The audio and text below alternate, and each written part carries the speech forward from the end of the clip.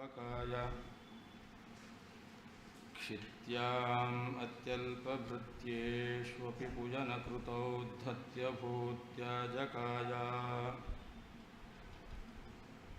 कर्त्रे धर्त्रे च हर्त्रे हयमुखहरये मुत्रपात्रे नमस्ते तस्मै कस्मैचिदस्मन् मनसि धृतकथा विस्मृतौ स्मारकाय तपो विद्या विरक्त्यादि सद्गुणौघाकरानहं वादिराजगुरून् वन्दे हयग्रीवपदाश्रयान् तपस्वाध्याय शुश्रूषा कृष्णपूजारतं मुनिं विश्वेशमिष्टदं वन्दे परिव्राट्चक्रवर्तिनं श्रीगुरुभ्यो नमः। जीवो ह्यज्ञानकल्प्यस्ते सोऽज्ञानस्य कथं मही न हि भार्यैव भर्तारं सूते यत्नशतैरपि। ಹಿಂದೆ ಅವಿದ್ಯೆ ಅಜ್ಞಾನ ಜೀವನನ್ನು ಆಶ್ರಯಿಸಿಕೊಂಡಿದೆ ಅಂತ ಹೇಳಲಿಕ್ಕೆ ಬರೋದಿಲ್ಲ. ಅದಕ್ಕೆ ಕಾರಣ ಏನು ಅಂತಂದರೆ ಅನ್ಯೋನ್ಯಾಶ್ರಯ ದೋಷ ಬರುತ್ತೆ ಅಂತ ಹೇಳಿದ್ರು. ಅದು ಹೇಗೆ ಅನ್ಯೋನ್ಯಾಶ್ರಯ ಅದನ್ನು ಹೇಳ್ತಾ ಇದ್ದಾರೆ. ಜೀವ ಅಜ್ಞಾನ ಕಲ್ಪ್ಯಸ್ತೆ. ನಿಮ್ಮ ಮತ ಪ್ರಕಾರ ಜೀವನು ಅಜ್ಞಾನ ಕಲ್ಪಿತ. ಜೀವನೇ ಅಜ್ಞಾನದಿಂದ ಕಲ್ಪಿತನಾಗಿದ್ದಾನೆ. ಅಜ್ಞಾನ ಇದ್ದರೆ ಜೀವ ಅಜ್ಞಾನದಿಂದ ಕಲ್ಪಿತನಾಗಬಹುದು. ಆದ್ದರಿಂದ ಅಜ್ಞಾನದಿಂದ ಕಲ್ಪಿತನಾದಂತಹ ಜೀವ ಕಥಂ ಅಜ್ಞಾನಸ್ಯ ಮಹಿ, ಅವನು ಅಜ್ಞಾನಕ್ಕೆ ಆಶ್ರಯ ಆಗೋದು ಹೇಗೆ? ಅಜ್ಞಾನದಿಂದ ಕಲ್ಪಿತನಾದವನು ಅಂದರೆ ಹುಟ್ಟಿದವನು ಅಂತ ಇಟ್ಕೊಳ್ರಿ. ಅಜ್ಞಾನದಿಂದ ಹುಟ್ಟಿದಂತಹ ಜೀವ ಅವನು ಅಜ್ಞಾನಕ್ಕೆ ಆಶ್ರಯ ಹೇಗೆ? ಅದಕ್ಕೆ ಒಂದು ಲೌಕಿಕವಾದ್ದನ್ನು ಅವರು ಹೇಳ್ತಾರೆ. ನಹಿ ಭಾರ್ಯೈವ ಭರ್ತಾರಂ ಸೂತೆ ಯತ್ನಶತೈರಪಿ. ಎಲ್ಲಿಯಾದರೂ ಹೆಂಡತಿಯೇ ಗಂಡನನ್ನು ಹಡಿಲಿಕ್ಕೆ ಸಾಧ್ಯ ಇದೆಯಾ?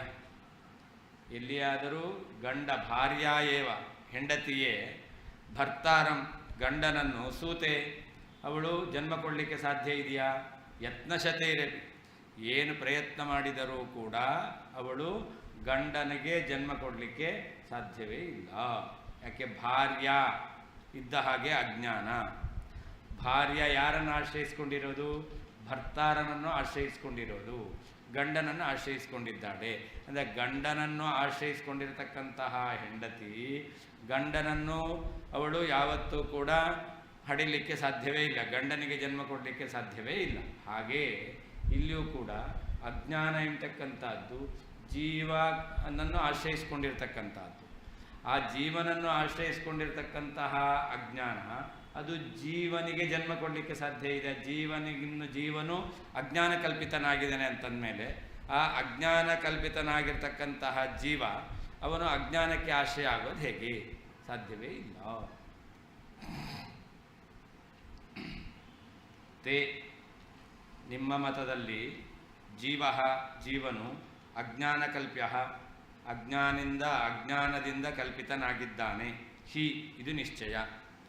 ಸಹ ಅಂತಹ ಅಜ್ಞಾನಕಲ್ಪಿತನಾದ ಜೀವನು ಅಜ್ಞಾನಸ್ಯ ಅಜ್ಞಾನಕ್ಕೆ ಕಥಂ ಹೇಗೆ ಮಹಿ ಆಶ್ರಯನಾಗುತ್ತಾನೆ. ಭಾರ್ಯಾ ಏವ ಪತ್ನಿಯೇ ಯತ್ನಶತೈರಪಿ ನೂರಾರು ಪ್ರಯತ್ನಗಳಿಂದಲೂ ಭರ್ತಾರಂ ಪತಿಯನ್ನು ನಹಿಸೂತೆ ಹಡೆಯುವುದಿಲ್ಲವಷ್ಟೇ. ತೇ ನಿಮ್ಮ ಮತದಲ್ಲಿ ಜೀವನು ಅಜ್ಞಾನಕಲ್ಪ್ಯ ಅಜ್ಞಾನದಿಂದ ಕಲ್ಪಿತನಾದವನು. ಹಿ ಇದು ಪ್ರಸಿದ್ಧ. ಸಹ ಆ ಜೀವನು ಅಜ್ಞಾನಸ್ಯ ಅಜ್ಞಾನಕ್ಕೆ ಕಥಂ ಹೇಗೆ ಮಹಿ ಆಶ್ರಯನಾಗುತ್ತಾನೆ. ಭಾರ್ಯಾ ಏವ ಪತ್ನಿಯೇ ಯತ್ನಶತೈರಪಿ ನೂರು ಪ್ರಯತ್ನಗಳಿಂದಲೂ ಭರ್ತಾರಂ ಪತಿಯನ್ನು ನಹಿಸೂತೆ ಪ್ರಸವಿಸುವುದಿಲ್ಲವಷ್ಟೇ, ಹಡೆಯುವುದಿಲ್ಲವಷ್ಟೇ. ಅನ್ಯೋನ್ಯಾಶ್ರಯಂ ಉಪಪಾದಯತಿ ಜೀವ ಇತಿ. ಹಿಂದೆ ಹೇಳಿದ್ರು ಅನ್ಯೋನ್ಯಾಶ್ರಯ ಬರುತ್ತೆ ಅಂತ. ಅದು ಹೇಗೆ ಅನ್ನೋದನ್ನು ಸಮರ್ಥನೆ ಮಾಡ್ತಾ ಇದ್ದಾರೆ. ಹಿ ಅಂದರೆ ಯಸ್ಮಾತ್, ತವ ಮತೆ ನಿಮ್ಮ ಸಿದ್ಧಾಂತದಲ್ಲಿ, ಯಹ ಜೀವ ಯಾರು ಜೀವನಿದ್ದಾನೋ ಅವನು ಅಜ್ಞಾನ ಕಲ್ಪಿತ, ಸಹ ಅಂತಹ ಅಜ್ಞಾನ ಕಲ್ಪಿತನಾದ ಜೀವನು ಅಜ್ಞಾನಸ್ಯ ಮಹಿ ಆಶ್ರಯ ಕಥಂ. ಮಹಿ ಅನ್ನೋದಕ್ಕೆ ಆಶ್ರಯ ಅಂತ ಅರ್ಥ. ಅಜ್ಞಾನಕ್ಕೆ ಆಶ್ರಯ ಹೇಗೆ? ತತ್ರ ದೃಷ್ಟಾಂತ, ಆ ವಿಷಯದಲ್ಲಿ ಉದಾಹರಣೆಯನ್ನು ಕೊಡ್ತಾ ಇದ್ದಾರೆ. ಭಾರ್ಯ ಅಂದರೆ ಯಾರು? ಭರ್ತುಂ ಯೋಗ್ಯ, ಗಂಡನಿಂದ ಪೋಷಿಸಲು ಯೋಗ್ಯಳಾದವಳು, ಅವಳನ್ನು ಭಾರ್ಯ ಅಂತ ಕರೀತಾರೆ. ಭಾರ್ಯ ಶಬ್ದಕ್ಕೆ ಭರ್ತುಂ ಯೋಗ್ಯ. ಯಾರಿಂದ? ಭರ್ತ್ರ, ಗಂಡನಿಂದ ಪೋಷಿಸಲು ಯೋಗ್ಯಳಾದವಳು. ಭರ್ತು ಉತ್ತರಕಾಲೀನ ಇತಿ ಯಾವತ್ತು ಅಂದರೆ ಗಂಡನ ಅನಂತರದ ಕಾಲದಲ್ಲಿ ಇರ್ತಕ್ಕಂಥವಳು, ಗಂಡನಿಗಿಂತ ಮೊದಲು ಇಲ್ಲದೇ ಇದ್ದವಳು, ಗಂಡನ ಅನಂತರದಲ್ಲಿ ಬಂದವಳು. ಆದ್ದರಿಂದ ಅವಳು ಗಂಡನಿಗೆ ಜನ್ಮ ಕೊಡಲಿಕ್ಕೆ ಸಾಧ್ಯವೇ ಇಲ್ಲ.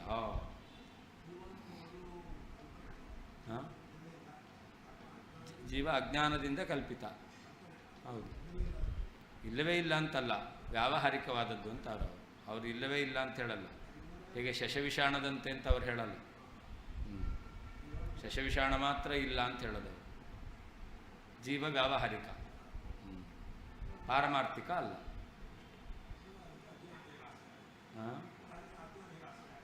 ಅದೇ ವ್ಯಾವಹಾರಿಕವಾದ್ದೆಲ್ಲ ಅಜ್ಞಾನ ಕಲ್ಪಿತ. ವ್ಯಾವಹಾರಿಕವಾದದ್ದು ಯಾವುದೋ ಅದೆಲ್ಲವೂ ಕೂಡ ಅಜ್ಞಾನ ಕಲ್ಪಿತ. ಜೀವಸಿದ್ಧೌ ತದಾಧಾರಂ ಅಜ್ಞಾನಂತೆ ಪ್ರಸಿದ್ಧ್ಯತಿ, ಅಜ್ಞಾನಸಿದ್ಧೌ ತತ್ಕಲ್ಪ್ಯಃ ಜೀವಸಿದ್ಧೇನ್ನ ಚಾನ್ಯಥಾ. ಹಿಂದೆ ಹೇಳಿದರು ಅನ್ಯೋನ್ಯಾಶ್ರಯ ಅಂತ, ಅದನ್ನೇ ಸ್ಪಷ್ಟಪಡಿಸ್ತಾ ಇದ್ದಾರೆ. ನಿನ್ನ ಮತದಲ್ಲಿ ಜೀವಸಿದ್ಧನಾದ ಅಂತಾದರೆ ಆವಾಗ ಜೀವನೇ ಆಧಾರವಾಗಿ ಇರುವ ಅಜ್ಞಾನ ಸಿದ್ಧವಾಗುತ್ತೆ. ಜೀವ ಇದ್ದಾನೆ ಅಂತಂದರೆ ಅಜ್ಞಾನಕ್ಕೊಂದು ಆಶ್ರಯ ಬೇಕು. ಅಜ್ಞಾನ ಎಲ್ಲಿರೋದು? ಜೀವನಲ್ಲಿ. ಆದ್ದರಿಂದ ಅಜ್ಞಾನಕ್ಕೆ ಆಶ್ರಯನಾಗಿರ್ತಕ್ಕಂಥವನು ಜೀವ ಅಂತ ಅಜ್ಞಾನ ಸಿದ್ಧವಾಗುತ್ತೆ. ಜೀವ ಸಿದ್ಧ ಆದರೆ ಅಜ್ಞಾನಕ್ಕೊಂದು ಆಶ್ರಯ ಬೇಕು. ಅಜ್ಞಾನಕ್ಕೆ ಆಶ್ರಯನಾದವನು ಜೀವ. ಅದರಿಂದ ಜೀವಾಶ್ರಿತವಾಗಿರ್ತಕ್ಕಂತಹ ಅಜ್ಞಾನ ಸಿದ್ಧವಾಗುತ್ತೆ. ಯಾವಾಗ? ಜೀವ ಸಿದ್ಧ ಆದರೆ. ಜೀವ ಸಿದ್ಧ ಆದರೆ ಅಜ್ಞಾನ ಸಿದ್ಧ ಆಗುತ್ತೆ. ಅಜ್ಞಾನ ಸಿದ್ಧ ಆದರೆ ಅಜ್ಞಾನ ಕಲ್ಪಿತನಾದ ಜೀವ ಸಿದ್ಧನಾಗ್ತಾನೆ. ಅಜ್ಞಾನ ಸಿದ್ಧ ಆದರೆ ಜೀವ ಏನೋ ಅಜ್ಞಾನ ಕಲ್ಪಿತ, ಅಜ್ಞಾನ ಕಲ್ಪಿತನಾದಂತಹ ಜೀವ ಸಿದ್ಧ ಆಗ್ತಾನೆ. ಹಾಗಾದರೆ ಜೀವ ಸಿದ್ಧ ಆಗಬೇಕಾದ್ರೆ ಏನು ಬೇಕು? ಅಜ್ಞಾನ ಬೇಕು. ಅಜ್ಞಾನ ಸಿದ್ಧ ಆಗಬೇಕಾದ್ರೆ ಏನು ಬೇಕು? ಜೀವ ಬೇಕು. ಯಾಕೆ? ಆಶ್ರಯ. ಅಜ್ಞಾನಕ್ಕೊಂದು ಆಶ್ರಯ ಬೇಕು. ಅಜ್ಞಾನಕ್ಕೆ ಆಶ್ರಯ ಬೇಕಾದ್ದರಿಂದ ಜೀವ ಬೇಕು. ಜೀವ ಸಿದ್ಧ ಬೇಕು ಅಂದರೆ ಜೀವ ಅಜ್ಞಾನ ಕಲ್ಪಿತ, ಅಜ್ಞಾನ ಬೇಕು. ಈಗ ಅಜ್ಞಾನ ಇಲ್ಲದೆ ಜೀವ ಸಿದ್ಧ ಆಗಲ್ಲ, ಜೀವ ಇಲ್ಲದೇನೆ ಅಜ್ಞಾನ ಸಿದ್ಧ ಆಗಲ್ಲ ಅಂತ ಅನ್ಯೋನ್ಯಾಶ್ರಯ ಬರುತ್ತೆ. ತೇ ನಿಮ್ಮ ಮತದಲ್ಲಿ ಜೀವಸಿದ್ಧವು, ಜೀವನು ಸಿದ್ಧನಾದರೆ ತದಾಧಾರಂ ಜೀವನೇ ಆಧಾರವಾಗಿ ಉಳ್ಳ ಅಜ್ಞಾನಂ ಅಜ್ಞಾನವು ಪ್ರಸಿದ್ಧ್ಯತಿ ಸಿದ್ಧವಾಗುತ್ತದೆ. ಅಜ್ಞಾನ ಸಿದ್ಧವು ಅಜ್ಞಾನವು ಸಿದ್ಧವಾದರೆ ತತ್ಕಲ್ಪ್ಯ ಅಜ್ಞಾನದಿಂದ ಕಲ್ಪಿತನಾದಂತಹ ಜೀವ ಜೀವನು ಸಿದ್ಧೇತ್ ಸಿದ್ಧನಾಗುತ್ತಾನೆ. ಅನ್ಯಥಾ ಅಜ್ಞಾನವಿಲ್ಲವಾದರೆ ನಚ ಜೀವನು ಸಿದ್ಧವಾಗುವುದಿಲ್ಲ. ತೇ ನಿನ್ನ ಮತದಲ್ಲಿ ಜೀವಸಿದ್ಧವು ಜೀವನು ಸಿದ್ಧನಾದರೆ ತದಾಧಾರಂ ಜೀವನೇ ಆಧಾರವಾಗಿ ಉಳ್ಳ ಅಜ್ಞಾನಂ ಅಜ್ಞಾನವು ಸಿದ್ಧ್ಯತಿ ಸಿದ್ಧವಾಗುತ್ತದೆ. ಅಜ್ಞಾನ ಸಿದ್ಧವು ಅಜ್ಞಾನವು ಸಿದ್ಧವಾದರೆ ತತ್ಕಲ್ಪ್ಯ ಅಜ್ಞಾನದಿಂದ ಕಲ್ಪಿತನಾದಂತಹ ಜೀವ ಜೀವನು ಸಿದ್ಧೇತ್ ಸಿದ್ಧನಾಗುತ್ತಾನೆ. ಅನ್ಯಥಾ ಅಜ್ಞಾನವು ಸಿದ್ಧವಾಗಲಿಲ್ಲ ಅಂತಾದರೆ ನಚ ಜೀವನು ಸಿದ್ಧವಾಗುವುದಿಲ್ಲ. ಜೀವ ಸಿದ್ಧ ಆಗಲಿಲ್ಲ ಅಂತಂದರೆ ಅಜ್ಞಾನವು ಸಿದ್ಧ ಆಗೋದಿಲ್ಲ. ಅದನ್ನು ಇಟ್ಕೊಳ್ಬೇಕು. ಅನ್ಯೋನ್ಯಾಶ್ರಯ ಪ್ರಕಾರಂ ದರ್ಶಯತಿ.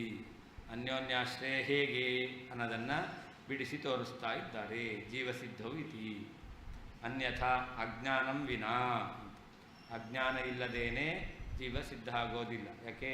ಅಸ್ಮದ್ವತ್ ಸ್ವಾಭಾವಿಕ ಜೀವ ಅನಂಗೀಕಾರಾದಿತಿ ಭಾವ. ನಮ್ಮ ಮತದಂತೆ ನೀವು ಅಜ್ಞಾನ ಕಲ್ಪಿತನಲ್ಲದ ಸ್ವಾಭಾವಿಕನಾದ ಜೀವನನ್ನು ಒಪ್ಪೋದಿಲ್ಲ. ನಮ್ಮ ಮತ ಪ್ರಕಾರ ಅಜ್ಞಾನ ಕಲ್ಪಿತ ಜೀವ ಅಲ್ಲ, ಸಹಜವಾಗಿಯೇ ಜೀವ ಇದ್ದಾನೆ. ನಾವು ಯಾವ ರೀತಿಯಲ್ಲಿ ಸ್ವಾಭಾವಿಕವಾಗಿ ಪರಮಾತ್ಮನಿಗಿಂತ ಭಿನ್ನನಾದ ಜೀವನನ್ನು ಒಪ್ತೇವೋ ಹಾಗೆ ನೀವು ಜೀವನನ್ನು ಸ್ವಾಭಾವಿಕವಾಗಿ ಒಪ್ಪೋದಿಲ್ಲ. ಮತ್ತು ಹೇಗೆ ಒಪ್ಪೋದವರು? ಅಜ್ಞಾನ ಕಲ್ಪಿತನಾದವನನ್ನೇ ಒಪ್ಪೋದು. ಅಜ್ಞಾನ ಸಿದ್ಧವಾದ್ರೇ ಅಜ್ಞಾನ ಕಲ್ಪಿತನಾದ ಜೀವ ಸಿದ್ಧನಾಗ್ತಾನೆ. ಅಜ್ಞಾನ ಸಿದ್ಧ ಆಗಲಿಲ್ಲ ಅಂತಾದರೆ ಅಜ್ಞಾನ ಕಲ್ಪಿತನಾದ ಜೀವ ಇಲ್ಲ. ಜೀವ ಇಲ್ಲ ಅಂದರೆ ಅಜ್ಞಾನ ಯಾರಲ್ಲಿ? ಅಜ್ಞಾನಕ್ಕೆ ಆಶ್ರಯ ಇಲ್ಲ, ಅಜ್ಞಾನ ಸಿದ್ಧ ಆಗಲ್ಲ. ಯದ್ಯಜ್ಞಾನಂ ವಿನೈವ ಸ್ಯಾತ್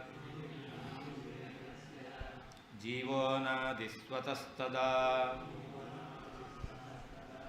ಸತ್ಯೋ ಜೀವೇಶ ಭೇದ ಸ್ಯಾತ್ ತಸ್ಮಾದಜ್ಞಾನಕಲ್ಪಿತಃ ಜೀವೋ ವಶ್ಯಂ ತ್ವಯಾ ವಾಚ್ಯಃ ಕಥಂ ನಾನ್ಯೋನ್ಯ ಸಂಶ್ರಯಃ. ಅಜ್ಞಾನ ಇಲ್ಲದೇನೆ ಒಂದು ವೇಳೆ ಜೀವ ಇದ್ದಾನೆ ಅಂತಾದರೆ ಆವಾಗ ಜೀವ ಅಜ್ಞಾನ ಕಲ್ಪಿತ ಅಲ್ಲ.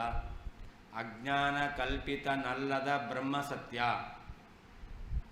ಬ್ರಹ್ಮ ಅಜ್ಞಾನ ಕಲ್ಪಿತನಲ್ಲ, ಅವನು ಪಾರಮಾರ್ಥಿಕ ಸತ್ಯ. ಹಾಗೆ ಜೀವನೂ ಕೂಡ ಅಜ್ಞಾನ ಕಲ್ಪಿತ ಅಲ್ಲ ಅಂದರೆ ಏನಾಗಬೇಕಾಗಿತ್ತು? ಬ್ರಹ್ಮನಂತೆ ಪಾರಮಾರ್ಥಿಕ ಸತ್ಯ ಅಂತ ಆಗ್ಬಿಡುತ್ತೆ. ಅದಕ್ಕೆ ಹೇಳ್ತಾರೆ ಸತ್ಯ ಜೀವೇಶ ಭೇದ ಸ್ಯಾತ್. ಅಷ್ಟೇ ಅಲ್ಲ, ಜೀವನು ಪಾರಮಾರ್ಥಿಕ ಸತ್ಯ ಅಂತಾದರೆ ಜೀವನೂ ಸತ್ಯ, ಬ್ರಹ್ಮನೂ ಸತ್ಯ, ಜೀವೇಶ್ವರ ಭೇದ ಸತ್ಯ ಅಂತ ಆಗ್ಬಿಡುತ್ತೆ. ಜೀವ ಅಜ್ಞಾನ ಕಲ್ಪಿತ ಅಲ್ಲ ಅಂತಾದರೆ ಜೀವ ಸತ್ಯನಾದ, ಜೀವ ಸತ್ಯ ಆದರೆ ಜೀವನಿಗೂ ಪರಮಾತ್ಮನಿಗೂ ಭೇದ ಎಂಬತಕ್ಕಂಥದ್ದು ಸತ್ಯ ಅಂತ ಆಗ್ತಾ ಇದೆ. ಅದರಿಂದ ಏನು ಹೇಳಬೇಕು? ಜೀವೇಶ್ವರರ ಭೇದ ಸತ್ಯ ಅಲ್ಲ. ಹಾಗಾದರೆ ಜೀವ ಏನಾಗಬೇಕು? ಅಜ್ಞಾನ ಕಲ್ಪಿತ ಅಂತ ಆಗಬೇಕು. ಜೀವ ಅಜ್ಞಾನ ಕಲ್ಪಿತ ಅಂತಾದರೆ ಜೀವ ಸ್ವಾಭಾವಿಕವಾಗಿ ಸತ್ಯ ಅಲ್ಲ, ಜೀವೇಶ್ವರ ಭೇದ ಎಂಬತಕ್ಕಂಥದ್ದು ಸಿದ್ಧ ಆಗೋದಿಲ್ಲ. ಅದರಿಂದ ಜೀವನನ್ನು ಅಜ್ಞಾನ ಕಲ್ಪಿತ ಅಂತ ಹೇಳಲೇಬೇಕು. ಹೇಳ್ತೀಯ ಅಂತಾದರೆ ಅನ್ಯೋನ್ಯಾಶ್ರಯ ಬಂದೇ ಬರುತ್ತೆ. ಕಥಂನ ಅನ್ಯೋನ್ಯ ಸಂಶಯ. ಜೀವನು ಅಜ್ಞಾನ ಕಲ್ಪಿತನಾಗಿದ್ದಾನೆ ಅಂತ ಒಪ್ಪಲೇಬೇಕು. ಒಪ್ತೀಯ ಅಂತಾದರೆ ಆಗ ಅನ್ಯೋನ್ಯಾಶ್ರಯ ಬಂದೇ ಬರುತ್ತೆ. ಅಜ್ಞಾನಂ ವಿನೈವ. ಅಜ್ಞಾನ ಇಲ್ಲದೇನೆ ಜೀವ ಜೀವನು ಯದಿ ಒಂದು ವೇಳೆ ಸ್ಯಾತ್ ಇದ್ದಾನೆ ಅಂತಾದರೆ ಅಜ್ಞಾನ ಕಲ್ಪಿತನಲ್ಲ ಅಂತಾದರೆ ತದಾ ಆಗ ಸ್ವತಃ ಸ್ವಾಭಾವಿಕವಾಗಿ ಅನಾದಿಹಿ ಅನಾದಿಯಾದವನು ಸತ್ಯ ಸತ್ಯನು ಸ್ಯಾತ್ ಆಗ್ತಾ ಇದ್ದ. ಅನಾದಿಯಾಗಿ ಸತ್ಯ ಆಗಿದ್ದಾನೆ ಅಂತಾರೆ ತದಾ ಜೀವನು ಅನಾದಿಯಾಗಿ ಸತ್ಯವಾಗಿದ್ದರೆ ಜೀವೇಶ ಭೇದ ಜೀವ ಮತ್ತು ಪರಮಾತ್ಮರ ಭೇದವು ಸತ್ಯ ಸ್ಯಾತ್ ಸತ್ಯವಾಗ್ತಾ ಇತ್ತು. ಜೀವೇಶ ಭೇದ ಸತ್ಯ ಆಗಬಾರ್ದು. ತಸ್ಮಾತ್ ಆದ್ದರಿಂದ ಜೀವ ಜೀವನು ಅವಶ್ಯಂ ಅವಶ್ಯವಾಗಿ ಅಜ್ಞಾನ ಕಲ್ಪಿತ ಅಜ್ಞಾನ ಕಲ್ಪಿತನಾದವನು ಎಂಬುದಾಗಿ ತ್ವಯಾ ನಿನ್ನಿಂದ ವಾಚ್ಯ ಹೇಳಲ್ಪಡಬೇಕು. ತದಾ ಆಗ ಅನ್ಯೋನ್ಯಾಶ್ರಯ ಅನ್ಯೋನ್ಯಾಶ್ರಯ ದೋಷವು ಕಥಂನ ಹೇಗೆ ಬರಲ್ಲ? ಬಂದೇ ಬರುತ್ತೆ.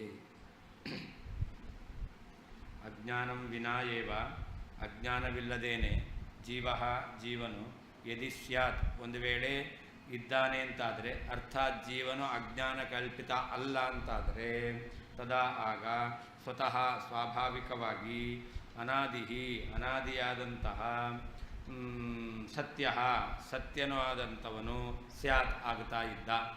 ಅನಾದಿಯಾದ ಸತ್ಯನಾದ ಜೀವ ಅಂತ ಹೇಳಿದಂತೆ ಆಯಿತು. ತದಾ ಜೀವನು ಅನಾದಿಯೂ ಸತ್ಯವೂ ಆಗಿದ್ದರೆ ಜೀವೇಶ ಭೇದ ಜೀವ ಮತ್ತು ಪರಮಾತ್ಮರ ಭೇದವು ಸತ್ಯ ಸ್ಯಾತ್, ಸತ್ಯವಾಗ್ತಾ ಇತ್ತು. ತಸ್ಮಾತ್, ಆದ್ದರಿಂದ ಜೀವನು ಅವಶ್ಯವಾಗಿ ಅಜ್ಞಾನಕಲ್ಪಿತ, ಅಜ್ಞಾನದಿಂದ ಕಲ್ಪಿತನಾದವನು ಇತಿ, ಈ ರೀತಿಯಾಗಿ ತ್ವಯ, ನಿನ್ನಿಂದ ವಾಚ್ಯ, ಹೇಳಲ್ಪಡಬೇಕು. ತದಾ, ಆಗ ಅನ್ಯೋನ್ಯ ಸಂಶಯ, ಅನ್ಯೋನ್ಯಾಶ್ರಯವು ಕಥಂನ, ಹೇಗಿಲ್ಲ, ಇದ್ದೇ ಇರುತ್ತೆ. ಅನ್ಯಥಾ ನ ಇತ್ಯೇತತ್ ವಿವೇಚಯತ್, ಹಿಂದೆ ಹೇಳಿದರು. ಜೀವನು ಅಜ್ಞಾನ ಕಲ್ಪಿತ, ನ ಚ ಅನ್ಯಥ, ಜೀವನು ಅಜ್ಞಾನ ಕಲ್ಪಿತ ಅಲ್ಲ ಅಂತ ಹೇಳಲಿಕ್ಕೆ, ಅಜ್ಞಾನ ಕಲ್ಪಿತನಲ್ಲದೇ ಜೀವನನ್ನು ಹೇಳಲಿಕ್ಕೆ ಬರೋದಿಲ್ಲ. ಅರ್ಥಾತ್ ಅಜ್ಞಾನ ಇದ್ರೇ ಜೀವ ಅಜ್ಞಾನ ಕಲ್ಪಿತ ಅಂತಲೇ ಹೇಳಬೇಕು. ಅದನ್ನು ಸ್ಪಷ್ಟಪಡಿಸ್ತಾರೆ. ಸ್ವತಃ ಅಂದರೆ ಸ್ವಭಾವತಃ ಅಂತ ಅರ್ಥ. ಅಲ್ಲಿ ಜೀವೋನಾದಿ ಸ್ವತಃ ಸದಾ ಅಂತಿದೆ, ಅಲ್ಲಿ ಸ್ವತಃ ಅನ್ನೋದಕ್ಕೆ ಸ್ವಾಭಾವಿಕವಾಗಿ ಅಂತ ಅರ್ಥ.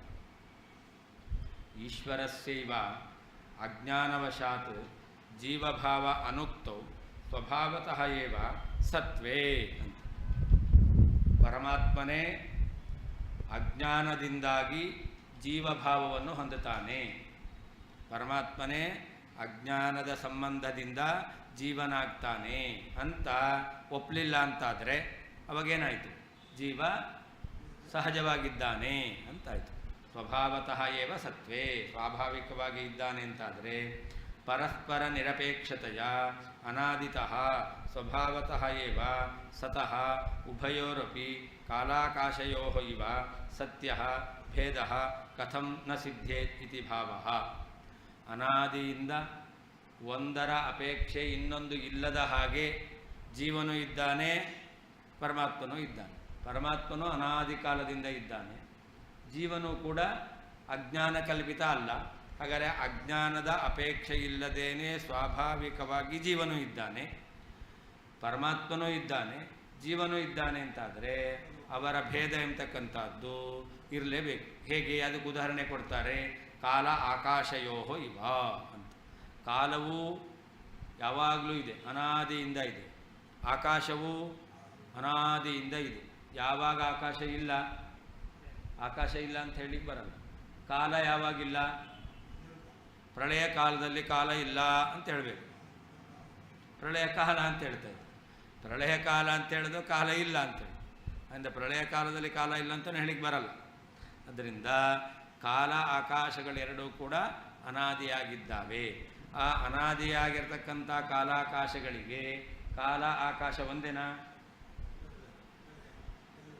ಕಾಲ ಬೇರೆ, ಆಕಾಶ ಬೇರೆ. ಅವುಗಳಿಗೆ ಭೇದ ಎಂಬತಕ್ಕಂಥದ್ದು ಹೇಗೆ ಸತ್ಯವೋ ಅದೇ ರೀತಿಯಲ್ಲಿ ಜೀವೇಶ್ವರರು ಕೂಡ ಅನಾದಿಯಾಗಿದ್ದಾರೆ, ಸ್ವಭಾವತಃ ಇದ್ದಾರೆ ಅಂತಾದರೆ ಅವಾಗ ಭೇದವೂ ಕೂಡ ಸತ್ಯವೇ ಆಗಬೇಕಾಗಿತ್ತು. ಸತ್ಯ ಭೇದ ಕಥಂ ನ ಸಿದ್ಧೇತಿ, ಸತ್ಯವಾದ ಭೇದ ಹೇಗೆ ಸಿದ್ಧ ಆಗೋದಿಲ್ಲ, ಅರ್ಥಾತ್ ಸಿದ್ಧ ಆಗೇ ಆಗುತ್ತೆ.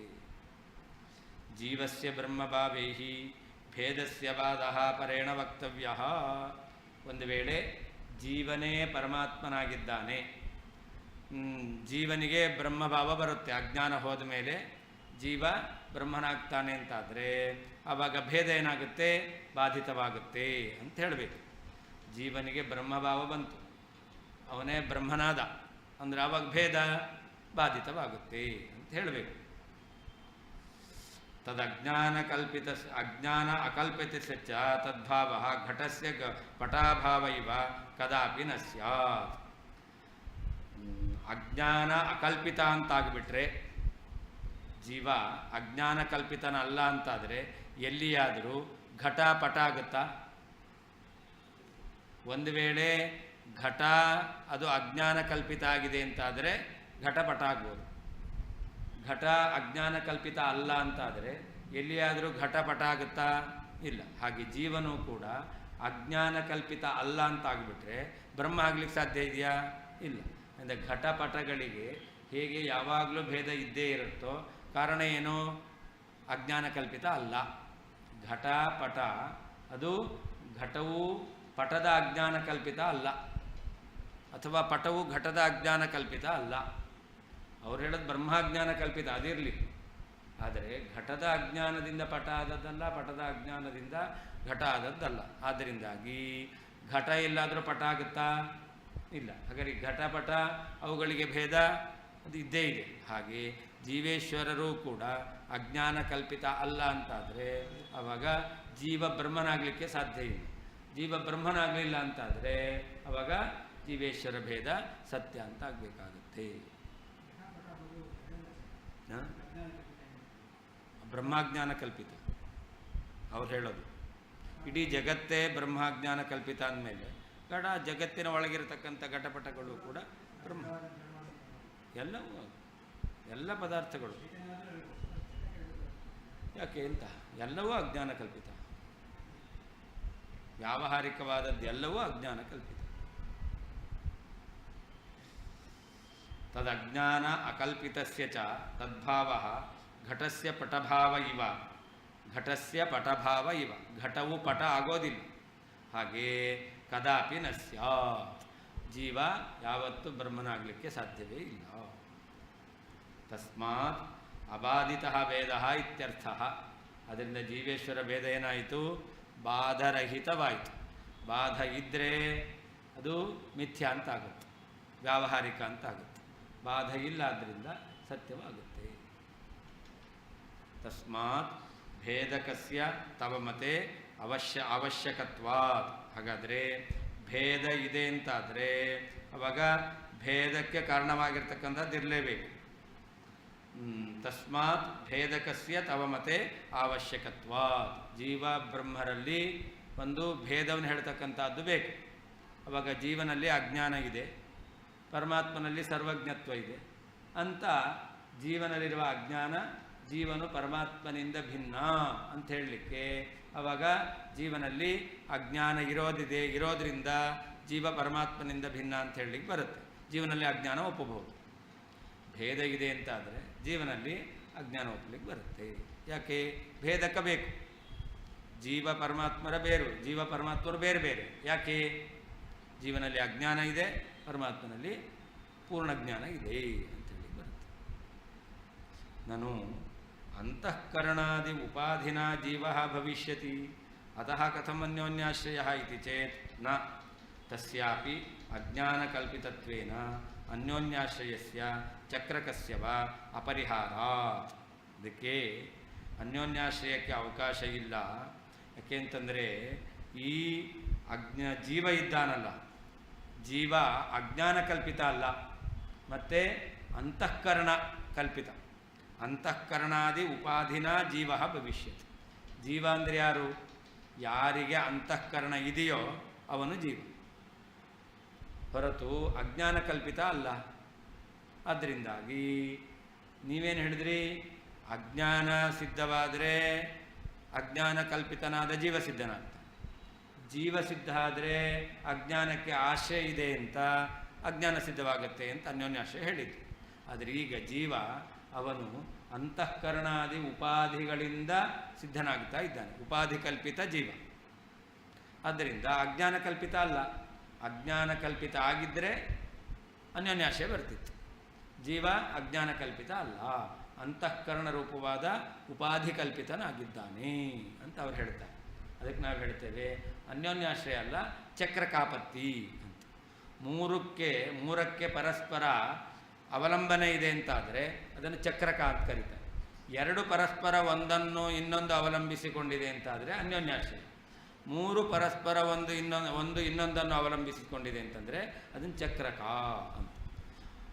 ಅಂತಃಕರಣ ಸಿದ್ಧವಾದರೆ ಜೀವ ಸಿದ್ಧನಾಗ್ತಾನೆ, ಜೀವ ಸಿದ್ಧ ಆದರೆ ಅಜ್ಞಾನ ಸಿದ್ಧವಾಗುತ್ತೆ, ಅಜ್ಞಾನ ಸಿದ್ಧವಾದರೆ ಅಜ್ಞಾನ ಕಲ್ಪಿತವಾದ ಅಂತಃಕರಣ ಸಿದ್ಧವಾಗುತ್ತೆ, ಅಂತಃಕರಣ ಸಿದ್ಧವಾದರೆ ಜೀವ ಸಿದ್ಧನಾಗ್ತಾನೆ, ಜೀವ ಸಿದ್ಧನಾದರೆ ಜೀವಾಶ್ರಿತವಾದ ಅಜ್ಞಾನ ಸಿದ್ಧವಾಗುತ್ತೆ, ಅಜ್ಞಾನ ಸಿದ್ಧವಾಯಿತು ಅಂದರೆ ಅಜ್ಞಾನ ಕಲ್ಪಿತವಾದ ಅಂತಃಕರಣ ಸಿದ್ಧವಾಗುತ್ತೆ. ನೋಡಿ, ಹಾಗಾದರೆ ಅಂತಃಕರಣದಿಂದ ಜೀವ, ಜೀವದಿಂದ ಅಜ್ಞಾನ, ಅಜ್ಞಾನದಿಂದ ಅಂತಃಕರಣ, ಅಂತಃಕರಣದಿಂದ ಜೀವ, ಜೀವದಿಂದ ಅಜ್ಞಾನ. ಹೀಗೆ ಇವುಗಳು ಮೂರು ಪರಸ್ಪರ ಆಶ್ರಿತವಾಗಿದೆ. ಆದ್ದರಿಂದಾಗಿ ಚಕ್ರಕ.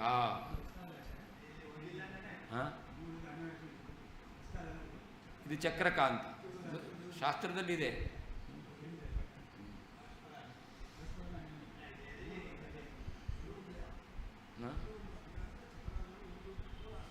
ಅದೇ 3 ಆಶ್ರಯಿಸ್ಕೊಂಡಿದ್ರೆ ಚಕ್ರಕ, 2 ಪರಸ್ಪರ ಆಶ್ರಯಿಸ್ಕೊಂಡಿದ್ರೆ ಅನ್ಯೋನ್ಯಾಶ್ರಯ. ಅದಕ್ಕೆ ತಸ್ಯಾಪಿ ಅಜ್ಞಾನ ಕಲ್ಪಿತತ್ವೇನ, ಒಂದೋ ಅನ್ಯೋನ್ಯಾಶ್ರಯವನ್ನೇ ಹೇಳಿಕ್ಕೆ ಬರುತ್ತೆ. ಯಾಕೆ? ಅಜ್ಞಾನ ಸಿದ್ಧವಾದರೆ ಅಜ್ಞಾನ ಕಲ್ಪಿತವಾದ ಅಂತಃಕರಣ ಸಿದ್ಧವಾಗುತ್ತೆ. ಅಂತಃಕರಣ ಸಿದ್ಧವಾದ್ರೇ ಅಂತಃಕರಣದಲ್ಲಿ ಅಜ್ಞಾನ ಅಂಥೇಳಿ ಆವಾಗ ಅವಿದ್ಯಾ ಸಿದ್ಧವಾಗುತ್ತೆ. ಅನ್ಯೋನ್ಯಾಶ್ರಯನೇ ಹೇಳಿಕ್ಕೆ ಬರುತ್ತೆ. ಅಂತಃಕರಣ ಸಿದ್ಧವಾದರೆ ಅವಿದ್ಯಾ, ಅವಿದ್ಯಾ ಸಿದ್ಧವಾದರೆ ಅಂತಃಕರಣ ಅಂತ. ಅಥವಾ ಚಕ್ರಕಸ್ಯವಾ ಅಂತ, ಚಕ್ರಕ ಎಂಬತಕ್ಕಂಥ 3 ಪರಸ್ಪರ ಅವಲಂಬನೆಯನ್ನು ಹೊಂದಿದ್ದಾವೆ ಅಂತ ಚಕ್ರಕ ಎಂಬತಕ್ಕಂಥ ದೋಷ ಬರುತ್ತೆ. ಅದು 3ಕ್ಕಿದ್ರೆ ಚಕ್ರಕ. ಕೆಲವು ಕಡೆ ಇರುತ್ತೆ, ಕೆಲವು ಕಡೆ ಇರಲ್ಲ. ಇಲ್ಲಿ ಹೇಳ್ಬೋದು, ಅನ್ಯೋನ್ಯಾಶ್ರಯವನ್ನೇ ಹೇಳ್ಬೋದು. ಅಲ್ಲ, ನಾವು ಅಜ್ಞಾನ ಕಲ್ಪಿತವಾದದ್ದು ಯಾವುದು? ಅಂತಃಕರಣ. ಅಂತಃಕರಣ ಕಲ್ಪಿತನಾದವನು ಜೀವ. ಜೀವನಲ್ಲಿ ಅಜ್ಞಾನ ಹೇಳ್ತೇವೆ ಅಂತಂದರೆ ಆವಾಗ ಜೀವ ಎಂಬತಕ್ಕಂಥವನು ಅಜ್ಞಾನಕ್ಕೆ ಆಶ್ರಯ. ಹಾಗಾದರೆ ಜೀವ ಸಿದ್ಧ ಆದರೆ ಅಜ್ಞಾನ ಸಿದ್ಧ ಆಗುತ್ತೆ, ಅಜ್ಞಾನ ಸಿದ್ಧವಾದರೆ ಅಂತಃಕರಣ ಸಿದ್ಧವಾಗುತ್ತೆ, ಅಂತಃಕರಣ ಸಿದ್ಧವಾದರೆ ಅಂತಃಕರಣ ಉಪಾಧಿ ಕಲ್ಪಿತನಾದ ಜೀವ ಸಿದ್ಧನಾಗ್ತಾನೆ. ಈಗ ನೇರವಾಗಿ ಅಜ್ಞಾನದಿಂದ ಜೀವ ಅಲ್ಲ, ಅಜ್ಞಾನದಿಂದ ಅಂತಃಕರಣ, ಅಂತಃಕರಣದಿಂದ ಜೀವ. ಅಲ್ಲಿ ಮೊದಲು ಹೇಳಿದ್ದು ಜೀವ ಜೀವ ಮತ್ತು ಅಜ್ಞಾನ. ಇವಾಗ ಜೀವನೇ ಅಜ್ಞಾನದಿಂದ ಜೀವ ಅಲ್ಲ, ಅಂತಃಕರಣ, ಅಂತಃಕರಣದಿಂದ ಜೀವ. ಹೌದು ಹೌದು ಹೌದು. 3ಕ್ಕೆ ಪರಸ್ಪರವಾಗಿ ಅವಲಂಬನೆ ಇದೆ ಅಂತಾದರೆ ಚಕ್ರ. ಅದನ್ನು ಹೇಳ್ತಾರೆ ಚಕ್ರಕಸ್ಯವ ಅಪರಿಹಾರ. ಈ ದೋಷ ಎಂಬತಕ್ಕಂಥದ್ದು ಪರಿಹಾರ ಮಾಡಲಿಕ್ಕೆ ಬರೋದಿಲ್ಲ. ಜೀವೋಪಾಧಿರ ವಿದ್ಯೈವ ಲಯೇ ಸುಪ್ತೌ ಚ ವರ್ತನಾತ್. ಅಷ್ಟೇ ಅಲ್ಲ, ಅಂತಃಕರಣವನ್ನು ಉಪಾಧಿ ಅಂತ ಹೇಳಲಿಕ್ಕೆ ಬರಲ್ಲ ಅಂತ ಇದೆ. ಅಂತಃಕರಣವನ್ನು ಉಪಾಧಿ ಅಂತ ಹೇಳಲಿಕ್ಕೆ ಬರಲ್ಲ. ಜೀವ ಸಿದ್ಧನಾಗಬೇಕಾದ್ರೆ ಉಪಾಧಿ ಯಾವುದಾಗಬೇಕು? ಅವಿದ್ಯೆಯೇ ಆಗಬೇಕು, ಅಜ್ಞಾನವೇ ಆಗಬೇಕು. ಮತ್ತು ಹಿಂದೆ ಹೇಳಿದ್ದು ಉಪಾಧಿ ಕಲ್ಪಿತನಾದವನು ಜೀವ ಅಂತ. ಆದರೆ ಜೀವನ ಕಲ್ಪನೆಗೆ ಕಾರಣವಾದದ್ದು ಉಪಾಧಿ ಅಂತ ಹೇಳಲಿಕ್ಕೆ ಬರಲ್ಲ. ಯಾಕೆ ಅಂತಂದರೆ ಲಯೇ ಸುಪ್ತೌ ಚ ವರ್ತನ. ಜೀವ ಸುಷುಪ್ತಿ ಕಾಲದಲ್ಲಿ ಇದಾನೋ ಇಲ್ವೋ?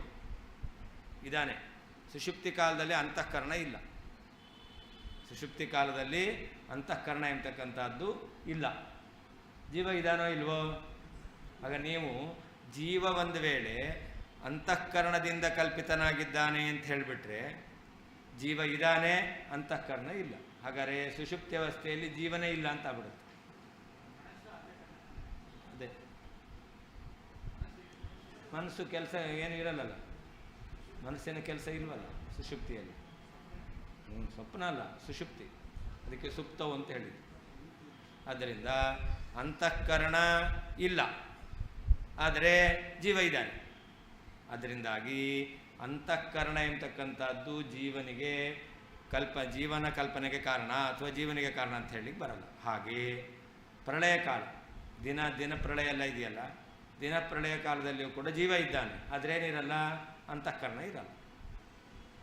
ಅಂತಃಕರಣ ಹೇಳು, ಅವ್ರು ಹೇಳೋದು ಇರಲ್ಲ ಅಂತ ಹೇಳ್ತಾರೆ. ಜೀವನಿಗೆ ಸುಷುಪ್ತ್ಯವಸ್ಥೆಯಲ್ಲಿ ಬ್ರಹ್ಮಭಾವವೇ ಬಂದಿರುತ್ತೆ. ಸುಷುಪ್ತ್ಯವಸ್ಥೆಯಲ್ಲಿ ಬ್ರಹ್ಮಭಾವವೇ ಬಂದಿರುತ್ತೆ. ಅಂತಃಕರಣ ನಾಶ ಆಗಿದೆ. ಮತ್ತೆ ಇದಾಗುತ್ತೆ ಅಂತ. ಹೇಗೆ ಸೃಷ್ಟಿಕಾಲದಲ್ಲಿಯೋ ಹಾಗೆ ಅಂತ ಪುನಃ ಅವನಿಗೆ ಅಂತಃಕರಣದ ಸಂಬಂಧ ಅಂತ. ಆದರೆ ಜೀವ ಇದ್ದಾನೆ. ಆದ್ದರಿಂದಾಗಿ ಏನು ಮಾಡಬೇಕು? ಅಂತಃಕರಣ ಎಂತಕ್ಕಂಥದ್ದು ಕಾರಣ ಅಂತ ಹೇಳಲಿಕ್ಕೆ ಬರಲ್ಲ, ಅವಿದ್ಯೆಯನ್ನೇ ಕಾರಣ ಅಂತ ಹೇಳಬೇಕು.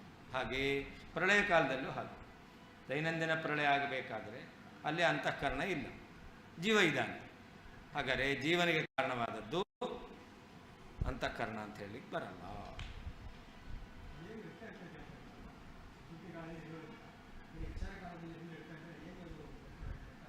ಏನು ಈಗ ಪ್ರಳಯ ಕಾಲದಲ್ಲಿ ಇರಲಿಲ್ಲ, ಸೃಷ್ಟಿ ಕಾಲದಲ್ಲಿ ಬಂತೋ ಇಲ್ಲೋ? ಹಾಗೆ ಹೇಗೆ ಬಂತು ಅಂತ, ಬಂತು ಅಂತ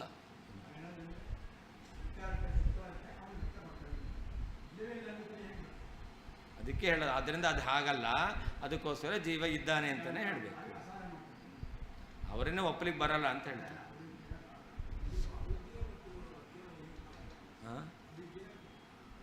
ಎರಡೂ ಒಂದೇ, ಹೆಸರುಗಳು ಬೇರೆ ಅಷ್ಟೇ.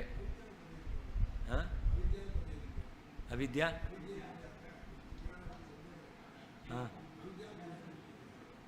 ಅವಿದ್ಯಾ ಅವರು ಅದಕ್ಕೆ ಮಾಯಾ ಅನ್ನೋದಕ್ಕೆ ಅವಿದ್ಯಾ ಅಂತ ಹೇಳೋದು. ಮಾಯಾ ಅನ್ನೋದನ್ನು ಶಾಸ್ತ್ರದಲ್ಲಿ ಅವಿದ್ಯಾ ಶಬ್ದದಿಂದ ಕರೀತಾರೆ.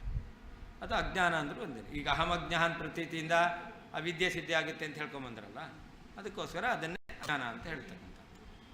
ಎರಡೂ ಶಬ್ದದಿಂದ ವ್ಯವಹಾರ ಮಾಡ್ಬೋದು. ಲಯೇ ಪ್ರಳಯ ಕಾಲದಲ್ಲಿ, ಸುಪ್ತೌಚ ಸುಷುಪ್ತಿ ಸಮಯದಲ್ಲಿಯೂ ಕೂಡ, ವರ್ತನಾತ್ ಇರುವುದರಿಂದ, ಜೀವ ಇರುವುದರಿಂದ, ಅವಿದ್ಯಾಯೇವ ಅವಿದ್ಯೆಯೇ ಜೀವೋಪಾಧಿ ಜೀವನಿಗೆ ಉಪಾಧಿ ಅಂತಃಕರಣ ಆಗುವುದಿಲ್ಲ. ಲಯೇ ಪ್ರಳಯ ಕಾಲದಲ್ಲಿ, ಸುಪ್ತೌಚ ಸುಷುಪ್ತಿ ಅವಸ್ಥೆಯಲ್ಲಿಯೂ ಕೂಡ, ವರ್ತನಾತ್ ಇರುವುದರಿಂದ, ಜೀವೋಪಾಧಿ ಜೀವನಿಗೆ ಉಪಾಧಿಯಾದದ್ದು ಅವಿದ್ಯಾಯೇವ ಅವಿದ್ಯೆಯೇ ಆಗಿದೆ, ಅಂತಃಕರಣ ಅಲ್ಲ. ಕಿಂಚ ಅವಿದ್ಯಾಯೇವ ಜೀವೋಪಾಧಿ ತವ ಮತೆ ನ ಅಂತಃಕರಣಂ ಇತ್ಯಾಹ ಜೀವೋಪಾಧಿರಿತಿ. ನಿಮ್ಮ ಮತದಲ್ಲಿ ಜೀವನಿಗೆ ಉಪಾಧಿ ಅವಿದ್ಯೆನೇ, ಅಂತಃಕರಣ ಅಲ್ಲ ಅಂತ ಹೇಳ್ತಾ ಇದ್ದಾರೆ. ಯಾಕೆ? ಪ್ರಳಯೇ, ಲಯೇ ಅಂದರೆ ಪ್ರಳಯೇ, ಸುಪ್ತೌಚ ವರ್ತನಾತ್ ಅಂದರೆ ಅವಿದ್ಯಾಯ ವಿದ್ಯಮಾನತ್ವ. ಅಂತಃಕರಣಾದೇಹೆ ತದಾ ಅಭಾವಾಚ್ಚ ಇತ್ಯರ್ಥ. ಪ್ರಳಯ ಕಾಲದಲ್ಲಿ ಸುಷುಪ್ತಿ ಅವಸ್ಥೆಯಲ್ಲಿ ಅಂತಃಕರಣ ಇಲ್ಲ, ಆದ್ದರಿಂದ ಅದು ಜೀವೋಪಾಧಿ ಆಗಲಿಕ್ಕೆ ಸಾಧ್ಯ ಇಲ್ಲ. ಅನಾದಿತ್ವೇನಾನವಸ್ಥಾ ದೋಷಸ್ಯ ಸ್ಯಾತ್ ಕ್ವಚಿಚ್ಛಮಃ ಅನ್ಯೋನ್ಯಾಶ್ರಯ ದೋಷಸ್ತು ಕ್ಷೋಣ್ಯಾಂ ಶೂನ್ಯ ಪ್ರತಿಕ್ರಿಯಃ ಯದಂಕುರಾಧಿ ಯದ್ಬೀಜಂ ಕಿಂ ತದ್ಬೀಜಾತ್ ತದಂಕುರಃ. ಲೋಕದಲ್ಲಿ ಅನವಸ್ಥಾ ದೋಷಕ್ಕೆ ಬೇಕಾದರೆ ನಾವು ಪರಿಹಾರವನ್ನು ಹೇಳ್ಬೋದು. ಅನಾದಿತ್ವೇನ ಅನವಸ್ಥಾ ದೋಷಸ್ಯ ಕ್ವಚಿತ್ ಶಮಃ. ಅನವಸ್ಥಾ ದೋಷ ಅದು ಪರಿಹಾರ ಮಾಡಬಹುದು. ಯಾಕೆ ಅಂತಂದರೆ ಏನೋ ಅನಾದಿಯಾಗಿದೆ ಅಂತ. ಈಗ ಬೀಜದಿಂದ ಅಂಕುರ, ಅಂಕುರದಿಂದ ಬೀಜ, ಬೀಜದಿಂದ ಅಂಕುರ, ಅಂಕುರದಿಂದ ಅನವಸ್ಥಾ ಬಂತಲ್ಲ, ಅದಕ್ಕೆ ಅನಾದಿ ಅಂತ ಹೇಳ್ಬೋದು. ಬೀಜದಿಂದ ಅಂಕುರ, ಅಂಕುರದಿಂದ ಬೀಜ ಅಂತ. ಈಗ ಇಲ್ಲಿ ಅನವಸ್ಥಾ ಬಂತು, ಅದಕ್ಕೆ ಪರಿಹಾರ ಹೇಳ್ಬೋದು. ಯಾಕೆ? ಇದು ಅನಾದಿ ಅಂತ. ಹೀಗೆ ಅನವಸ್ಥಾ ದೋಷಕ್ಕೆ ನಾವು ಪರಿಹಾರವನ್ನು ಮಾಡಲಿಕ್ಕೆ ಬರುತ್ತೆ. ಆದರೆ ಅನ್ಯೋನ್ಯಾಶ್ರಯ ದೋಷ ಬಂತಲ್ಲ, ಕ್ಷೋಣ್ಯಾಂ ಶೂನ್ಯ ಪ್ರತಿಕ್ರಿಯಾ ಅಂತ. ಈ ಭೂಮಿಯಲ್ಲಿ ಅನ್ಯೋನ್ಯಾಶ್ರಯ ದೋಷಕ್ಕೆ ಪರಿಹಾರ ಎಂತಕ್ಕಂಥದ್ದು ಇಲ್ಲವೇ ಇಲ್ಲ. ಪ್ರತಿಕ್ರಿಯೆ ಶೂನ್ಯ, ಅದನ್ನು ಪರಿಹಾರ ಮಾಡಲಿಕ್ಕೆ ಸಾಧ್ಯವೇ ಇಲ್ಲ. ಯಾಕೆ? ಯದಂಕುರಾಧಿ ಯದ್ಬೀಜಂ ಕಿಂ ತದ್ಬೀಜಾತ್ ತದಂಕುರಃ. ಎಲ್ಲಿಯಾದರೂ ಲೋಕದಲ್ಲಿ ಯಾವ ಬೀಜದಿಂದ ಯಾವ ಮೊಳಕೆ ಉಂಟಾಗಿದೆಯೋ ಅದೇ ಮೊಳಕೆಯಿಂದ ಅದೇ ಬೀಜ ಹುಟ್ಟುತ್ತಾ? ಇಲ್ಲವೇ ಇಲ್ಲ. ಯಾವ ಬೀಜದಿಂದ ಯಾವ ಅಂಕುರ ಆಗಿದೆಯೋ ಅದೇ ಅಂಕುರದಿಂದ ಆ ಬೀಜ ಹುಟ್ಟಲಿಕ್ಕೆ ಬೀಜಾಂತರ ಹುಟ್ಟುತ್ತೆ. ಅದರಿಂದಾಗಿ ಬೀಜಾಂಕುರ ನ್ಯಾಯ ಅನಾದಿ ಅಂತ ಹೇಳಬೇಕು. ಅದು ಬಿಟ್ಟು ಅದೇ ಬೀಜದಿಂದ ಅದೇ ಅಂಕುರ, ಅದೇ ಅಂಕುರದಿಂದ ಅದೇ ಬೀಜ ಅಂದರೆ ಏನಾಗುತ್ತೆ? ಅನ್ಯೋನ್ಯಾಶ್ರಯ ದೋಷ ಬಂದೇ ಬರುತ್ತೆ. ಹಾಗೆ ಇಲ್ಲೂ ಕೂಡ ಅಜ್ಞಾನ ಕಲ್ಪಿತ ಜೀವ, ಜೀವಾಶ್ರಿತವಾದದ್ದು ಅಜ್ಞಾನ ಅಂತ ಹೇಳಿದ್ರೆ ಅನ್ಯೋನ್ಯಾಶ್ರಯ ಬಂದೇ ಬರುತ್ತೆ. ಗೊತ್ತಾಯ್ತಾ? ಅನವಸ್ಥಾ ಅನ್ಯೋನ್ಯಾಶ್ರಯ ಬೇರೆ ಬೇರೆ.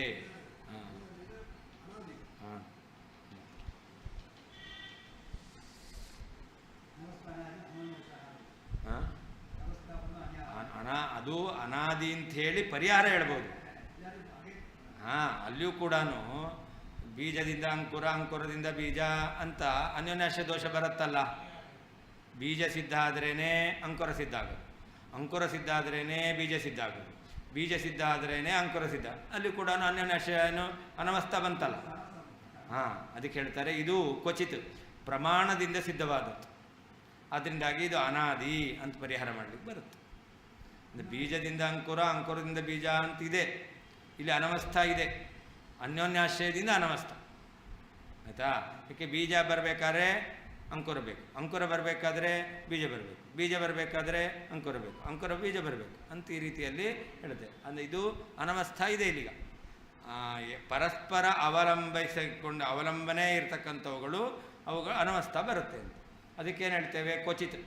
ಅದು ಪ್ರಮಾಣ ಸಿದ್ಧವಾಗಿದೆ ಅಂತಾದರೆ ಅದಕ್ಕೆ ಪರಿಹಾರ ಇದೆ, ಅದು ಅನಾದಿ ಅಂತ ಹೇಳಲಿಕ್ಕೆ ಬರುತ್ತೆ. ಕ್ವಚಿತ್ ಪ್ರಾಮಾಣಿಕವಾದಂತಹ ಪ್ರಮಾಣ ಸಿದ್ಧವಾದಂತಹ ವಿಷಯದಲ್ಲಿ ಅನಾದಿತ್ವೇನ, ಅನಾದಿ ಎಂಬ ಕಾರಣದಿಂದ ಅನವಸ್ಥಾದೋಷಸ್ಯ, ಅನವಸ್ಥಾದೋಷಕ್ಕೆ ಶಮಃ ಪರಿಹಾರವು ಸ್ಯಾತ್ ಇದೆ.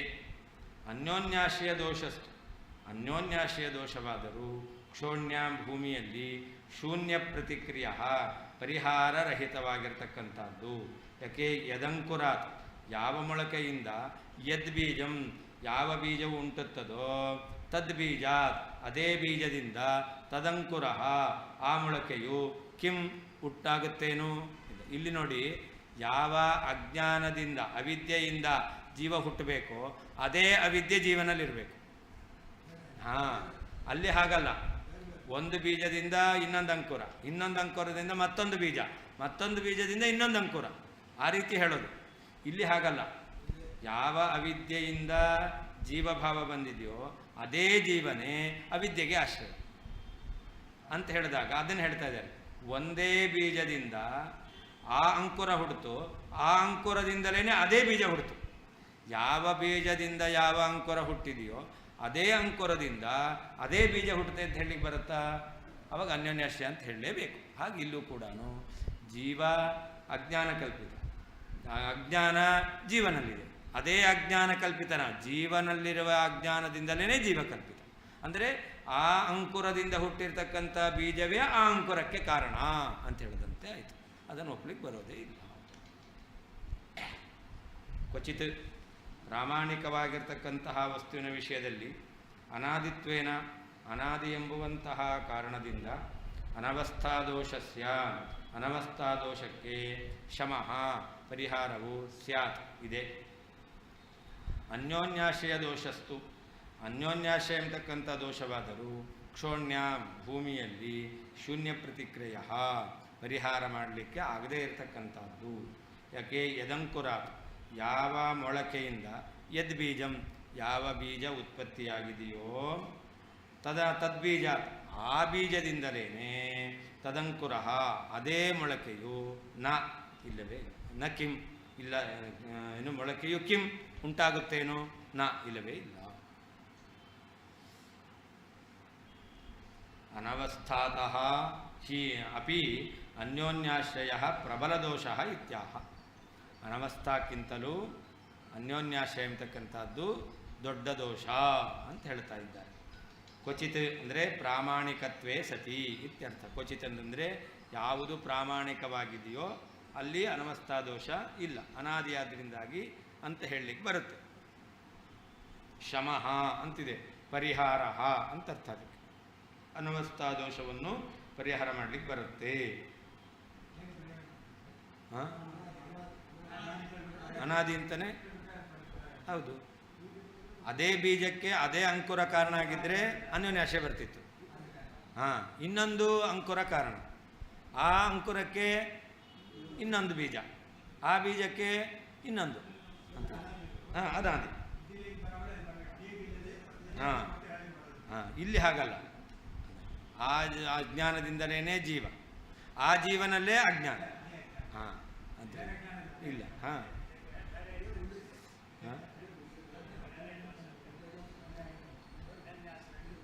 ಹುಚ್ಚು ಬಿಡದೆ ಮದುವೆ ಆಗಲ್ಲ, ಮದುವೆ ಆಗದೆ ಹುಚ್ಚು ಬಿಡಲ್ಲ.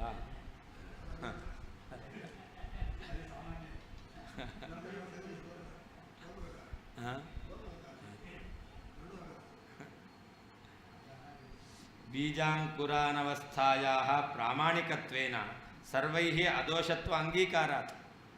ಬೀಜ ಇಲ್ಲದೇನೆ ಅಂಕುರ ಆಗಲ್ಲ, ಅಂಕುರ ಆಗದೇನೆ ಬೀಜ ಆಗಲ್ಲ. ಅದರಿಂದ ಈ ಬೀಜಕ್ಕೆ ಕಾರಣವಾದ ಅಂಕುರ ಬೇರೆ, ಅಂಕುರಕ್ಕೆ ಕಾರಣವಾದ ಬೀಜ ಬೇರೆ, ಆ ಬೀಜಕ್ಕೆ ಕಾರಣವಾದ ಅಂಕುರ ಬೇರೆ ಅಂತ ಹೀಗೆ ಅದನ್ನು ಪ್ರಾಮಾಣಿಕವಾಗಿರೋದ್ರಿಂದ ಈ ಅನವಸ್ಥಾವನ್ನು ದೋಷ ಅಲ್ಲ, ಅನಾದಿ ಎಂಬುದಾಗಿ ಎಲ್ಲರೂ ಒಪ್ಪಿದ್ದಾರೆ.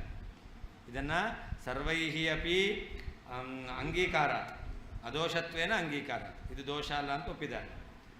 ಆದರೆ ಅಜ್ಞಾನದಿಂದ ಜೀವ, ಜೀವದಿಂದ ಅಜ್ಞಾನ ಅಂತಂದರೆ ಅನ್ಯೋನ್ಯಾಶ್ರಯ ಬಂತು ಅಂತಂದರೆ ಶೂನ್ಯ ಪ್ರತಿಕ್ರಿಯಾ ಪರಿಹಾರ. ಈ ಅನ್ಯೋನ್ಯಾಶ್ರಯವು ಶೂನ್ಯ ಪ್ರತಿಕ್ರಿಯೆ, ಅದಕ್ಕೆ ಪರಿಹಾರ ಎಂಬತಕ್ಕಂಥದ್ದು ಇಲ್ಲ ಅಂತ ಹೇಳ್ತಾರೆ.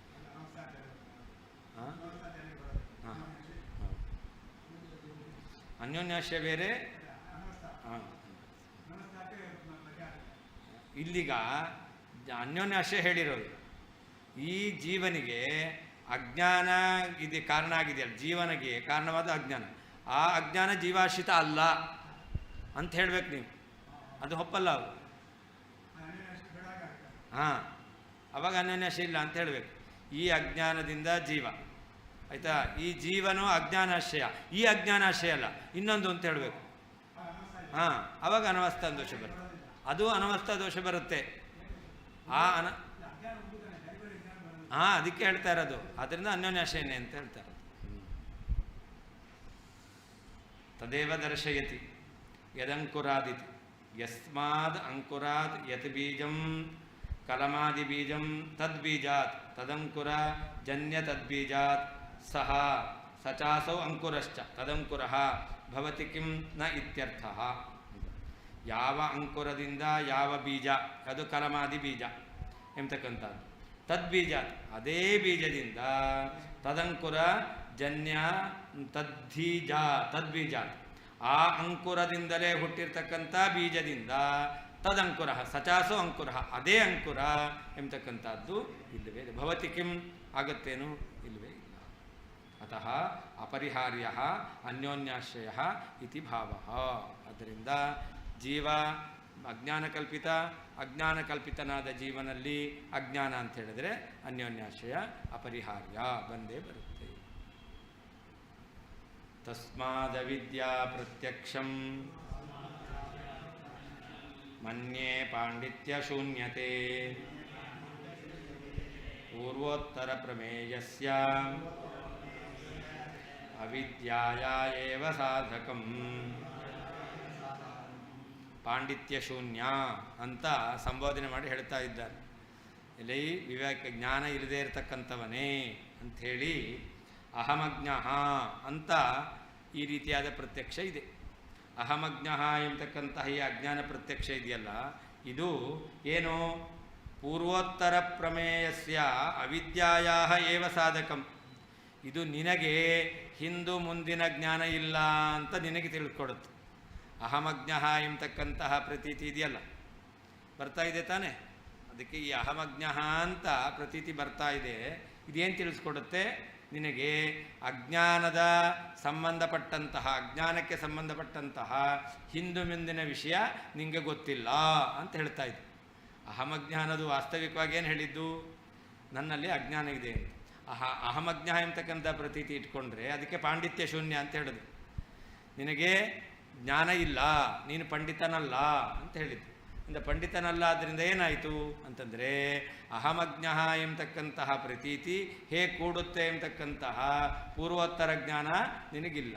ಅದನ್ನ ಅಹಮಜ್ಞ ಎಂಬತಕ್ಕಂಥದ್ದು ನಿನಗೆ ಅವಿದ್ಯೆಗೆ ಸಾಧಕವಾಗಿದೆ, ನಿನ್ನಲ್ಲೇ ಜ್ಞಾನ ಇಲ್ಲ ಅಂತ ಅದು ಸಾಧಿಸಿಕೊಡ್ತಾ ಇದೆ. ತಸ್ಮಾತ್, ಆದ್ದರಿಂದ ಪಾಂಡಿತ್ಯ ಶೂನ್ಯ, ಎಲ್ಲಿ ಜ್ಞಾನ ಅಜ್ಞಾನಿಯಾದವನೇ. ತಸ್ಮಾತ್, ಆದ್ದರಿಂದ ಅವಿದ್ಯಾ ಪ್ರತ್ಯಕ್ಷಂ ಅಹಮಜ್ಞ ಎಂಬತಕ್ಕಂತಹ ಪ್ರತ್ಯಕ್ಷವು ತೇ ನಿನಗೆ ಪೂರ್ವೋತ್ತರ ಪ್ರಮೇಯಸ್ಯ ಹಿಂದು ಮುಂದಿನ ವಿಷಯಗಳ ಅವಿದ್ಯಾಯ ಏವ ಅಜ್ಞಾನಕ್ಕೇನೆ ಸಾಧಕಂ ಸಾಧಕವಾಗಿದೆ ಎಂಬುದಾಗಿ ಮನ್ಯೆ ಭಾವಿಸುತ್ತೇನೆ. ಪಾಂಡಿತ್ಯ ಶೂನ್ಯ ಪಾಂಡಿತ್ಯ ಇಲ್ಲದೇ ಇರತಕ್ಕಂಥವನೇ. ತಸ್ಮಾತ್ ಆದ್ದರಿಂದ ಅವಿದ್ಯಾ ಪ್ರತ್ಯಕ್ಷಂ ಅಹಮಜ್ಞ ಎಂಬತಕ್ಕಂತಹ ಪ್ರತ್ಯಕ್ಷವು ತೇ ನಿನಗೆ ಪೂರ್ವೋತ್ತರ ಪ್ರಮೇಯಸ್ಯ ಹಿಂದೆ ಮುಂದಿನ ವಿಷಯಗಳ ಅವಿದ್ಯಾಯಾ ಏವ ಅಜ್ಞಾನಕ್ಕೇನೆ ಜ್ಞಾನಾಭಾವಕ್ಕೇನೆ ಸಾಧಕಂ ಸಾಧಕವಾಗಿದೆ ಎಂಬುದಾಗಿ ಮನ್ನೆ ತಿಳಿತೇನೆ.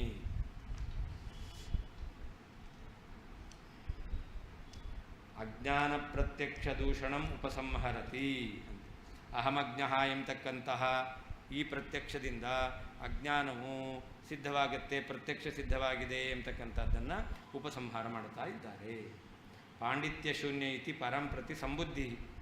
ಪಾಂಡಿತ್ಯ ಶೂನ್ಯ ಅಂತ ಮಾಯಾವಾದಿಗಳನ್ನು ಸಂಬೋಧನೆ ಮಾಡ್ತಕ್ಕಂಥದ್ದು. ಪೂರ್ವೋತ್ತರ ಪ್ರಮೇಯಸ್ಯ ಜೀವ ಪ್ರತ್ಯಕ್ಷಸ್ಯ ಬ್ರಹ್ಮಣಿ ಆನಯನಾತ್. ನಿನಗೆ ಸರಿಯಾದ ಹಿಂದಿನ ಮುಂದಿನ ಜ್ಞಾನಗಳಿಲ್ಲ ಅಂತ ಹೇಳಿದ್ರು. ಯಾಕೆ ಅಂತ ನೀವೇನು ಮಾಡ್ತಾ ಇದ್ದೀರಾ? ಅಹಮಜ್ಞ ಅಂತ ಜೀವನಿಗೆ ಜ್ಞಾನ ಬಂದಿರೋದು, ಈ ಅಜ್ಞಾನ ಇರೋದು ಬ್ರಹ್ಮನಲ್ಲಿ ಅಂತ ಹೇಳ್ತೇವೆ. ಅದರಿಂದ ಜ್ಞಾನ ಬಂದದ್ದು ಜೀವನಿಗೆ, ಅಜ್ಞಾನ ಇರೋದು ಬ್ರಹ್ಮನಲ್ಲಿ ಅಂತ. ಹೀಗೆ ಪೂರ್ವೋತ್ತರ ಪ್ರಮೇಯಸ್ಯ ಜೀವ ಪ್ರತ್ಯಕ್ಷಸ್ಯ ಬ್ರಹ್ಮಣಿ ಆನಯನ ಅವಿದ್ಯಾಯ ಅಂದರೆ ಪೂರ್ವೋತ್ತರ ಪ್ರಮೇಯ ಜ್ಞಾನಾಭಾವ ರೂಪ ಅಜ್ಞಾನಸ್ಯ ಇತ್ಯರ್ಥ. ಹಿಂದೆ ಮುಂದಿನ ಪ್ರಮೇಯಗಳ ಜ್ಞಾನ ಇಲ್ಲ ಎಂಬತಕ್ಕಂಥ ಅಜ್ಞಾನವೇ ನಿನಗೆ ಸಿದ್ಧವಾಗುತ್ತದೆ. ಅಹಮಜ್ಞ ಇತಿ ಪ್ರತ್ಯಕ್ಷಸ್ಯ ತ್ವನ್ನಿಷ್ಠ ಪೂರ್ವಪ್ರಮೇಯ ಅನಭಿಜ್ಞತಾ ಏವ ವಿಷಯ ಇತಿ ಭಾವ. ಹಾಗಾದರೆ ಅಹಮಜ್ಞ ಎಂಬತಕ್ಕಂಥ ಪ್ರತ್ಯಕ್ಷಕ್ಕೆ ನಿನ್ನಲ್ಲಿರ್ತಕ್ಕಂತಹ ಏನೋ ಜ್ಞಾನಾಭಾವ ಇದೆಯಲ್ಲ ಅದು ವಿಷಯ ಆಯಿತು ಅಂತ. ಹಾಗಾದ್ರೆ ಎಲ್ಲಿ ಸಿದ್ಧ ಆಯಿತು? ನಿನ್ನಲ್ಲೇ ಸಿದ್ಧ ಆಯಿತು ಅಷ್ಟೇ ಹೊರತು ಬ್ರಹ್ಮನಲ್ಲೇ ಅಲ್ಲ. ತಮಾಷೆ ಮಾಡ್ತಾ ಇದ್ದಾರೆ. ಅಜ್ಞಾನ ಇದ್ದರೂ ನನಗೆ ಏನು ಯುಕ್ತಿ ಮಲ್ಲಿಕೆಯ ಬಗ್ಗೆ ಗೊತ್ತಿಲ್ಲ. ಯುಕ್ತಿ ಮಲ್ಲಿಕೆ ಅಂತ ಹೇಳಿದ್ರಲ್ಲ, ಗೊತ್ತಿಲ್ಲ ಅಂತ ಹೆಂಗೆ ಹೇಳ್ತೀರ? ಹಾಂ, ಯಾವುದ್ರ ಬಗ್ಗೆ ಅಜ್ಞಾನ? ಮತ್ತೆ ಯುಕ್ತಿ ಮಲ್ಲಿಕೆ ಅಂತ ಹೇಳ್ತಿದ್ರು, ಅಜ್ಞಾನ ಇದೆ ಅಂತ ಆಯ್ತಲ್ಲ. ಮುಂದೆ ಮಾಡ್ತಾರೆ ಏಕಾಜ್ಞಾನೇಪಿ ಸರ್ವಃ ಸ್ಯಾದೈಕ್ಯ ಬಲತೋ ನ ಚೇತ್ ಏಕದುಃಖೇಪಿ ದುಃಖ್ಯನ್ಯಃ ಸ್ಯಾದೈಕ್ಯಸ್ಯ ಸಮಾಶ್ರಯಾತ್ ಏಕಾನುಭೂತಿ ಸರ್ವ ಇತ್ಯಾಗತೋ ಜಾತಿ ಸಂಕರಃ.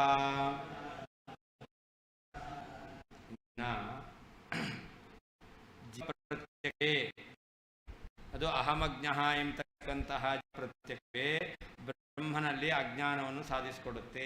ಯಾಕೆ?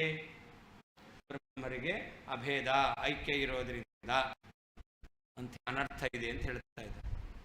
ಅಹಮಜ್ಞ ಎಂಬುದಾಗಿ ಜೀವನಿಗೆ ಪ್ರತೀತಿ ಇರೋದು. ಈ ಪ್ರತೀತಿಯಿಂದ ಯಾರಲ್ಲಿ ಅಜ್ಞಾನ ಸಿದ್ಧ ಆಗುತ್ತೆ ಅಂತ ಅವ್ರು ಹೇಳ್ತಾರೆ? ಬ್ರಹ್ಮನಲ್ಲಿ. ಒಂದು ವೇಳೆ ಯಾಕೆ ಅಂತ ಕೇಳಿದ್ರೆ ಐಕ್ಯ ಇರೋದು. ಅಜ್ಞಾನ ಪ್ರತೀತಿ ಜೀವನಿಗೆ, ಅಜ್ಞಾನ ಬ್ರಹ್ಮನಲ್ಲಿ ಸಿದ್ಧ ಆಗುತ್ತೆ. ಜೀವ ಮತ್ತು ಬ್ರಹ್ಮ ಒಂದೇ ಅಂತ ನೀವು ಹೇಳೋದು ಅಂತಾದರೆ ಅದಕ್ಕೆ ಹೇಳ್ತಾರೆ ಏಕಾಜ್ಞಾನೇಪಿ ಸರ್ವಃ ಅಜ್ಞಸ್ಯ. ಐಕ್ಯ ಆದರೆ ಒಬ್ಬನು ಅಜ್ಞಾನಿಯಾಗಿದ್ದಾನೆ ಅಂತಂದರೆ ಎಲ್ಲರೂ ಅಜ್ಞಾನಿಗಳಾಗಬೇಕು. ಇವನಿಂದ ಐಕ್ಯ ಇದೆ. ಒಬ್ಬ ವ್ಯಕ್ತಿಗೆ ಇಲ್ಲ, ಇಲ್ಲದೇ ಇರುವಂತಹ ವ್ಯಕ್ತಿಗೂ ಅಭೇದ ಇದೆ. ಒಬ್ಬನಿಗೆ ತಿಳಿದಿಲ್ಲ ಅಂತಂದರೆ ಎಲ್ಲರೂ ಕೂಡ ಜ್ಞಾನಿಗಳು ಅಂತಲೇ ಆಗಬೇಕಾಗುತ್ತೆ. ಹಾಗೆ ಒಬ್ಬನಿಗೆ ದುಃಖ ಬಂದರೆ ಎಲ್ಲರೂ ಕೂಡ ದುಳಬೇಕು. ಏಕಪಿ ದುಃಖಿ ಅನ್ಯ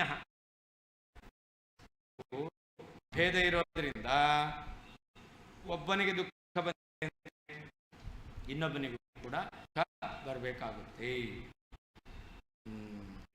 ಏಕಾನುಭೂತಿ ಇತ್ಯಾಗತೋ ಜಾತಿ ಸಂಕರ.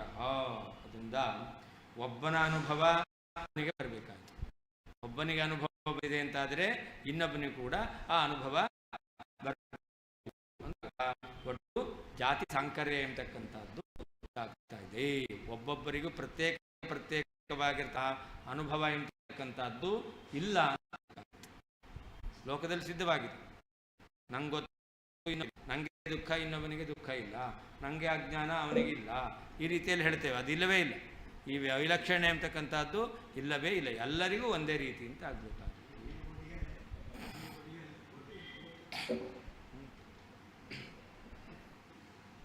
ನಚೇತ್ ವ್ಯಾವಹಾರಿಕ ಭೇದದಿಂದ ವ್ಯವಸ್ಥೆಯನ್ನು ಉಪಪಾದನೆ ಮಾಡುವುದಾಗಿದ್ದರೆ ಐಕ್ಯವಲತಃ ಐಕ್ಯ ಇರುವುದರಿಂದ ಏಕಾಜ್ಞಾನೇ ಒಬ್ಬನಿಗೆ ಅಜ್ಞಾನವೂ ಇದ್ದಾಗ ಸರ್ವೋಪಿ ಎಲ್ಲರೂ ಕೂಡ ಅಜ್ಞಃ ಸ್ಯಾತ್ ಅಜ್ಞರಾಗಬೇಕಾದೀತು. ಐಕ್ಯಸ್ಯ ಸಮಾಶ್ರಯಾತ್ ಐಕ್ಯವನ್ನು ಒಪ್ಪಿರುವುದರಿಂದ ಏಕದುಃಖೆ ಒಬ್ಬನಿಗೆ ದುಃಖವಾದಾಗ ಅನ್ಯೋಪಿ ಬೇರೆಯವನು ಕೂಡ ದುಃಖಿ ಸ್ಯಾತ್ ದುಃಖಿಯಾಗಬೇಕು. ಏಕಾನುಭೂತಿ ಒಬ್ಬನಿಗೆ ಬಂದಿರತಕ್ಕಂತಹ ಅನುಭವವು ಸರ್ವಸ್ಯ ಎಲ್ಲರ ಅನುಭವವೂ ಕೂಡ ಆಗಬೇಕಾದೀತು. ಇತಿ ಈ ರೀತಿಯಾಗಿ ಜಾತಿ ಸಂಕರ ಜಾತಿ ಸಾಂಕರ್ಯವು ಆಗತಃ ಉಂಟಾಗುತ್ತದೆ.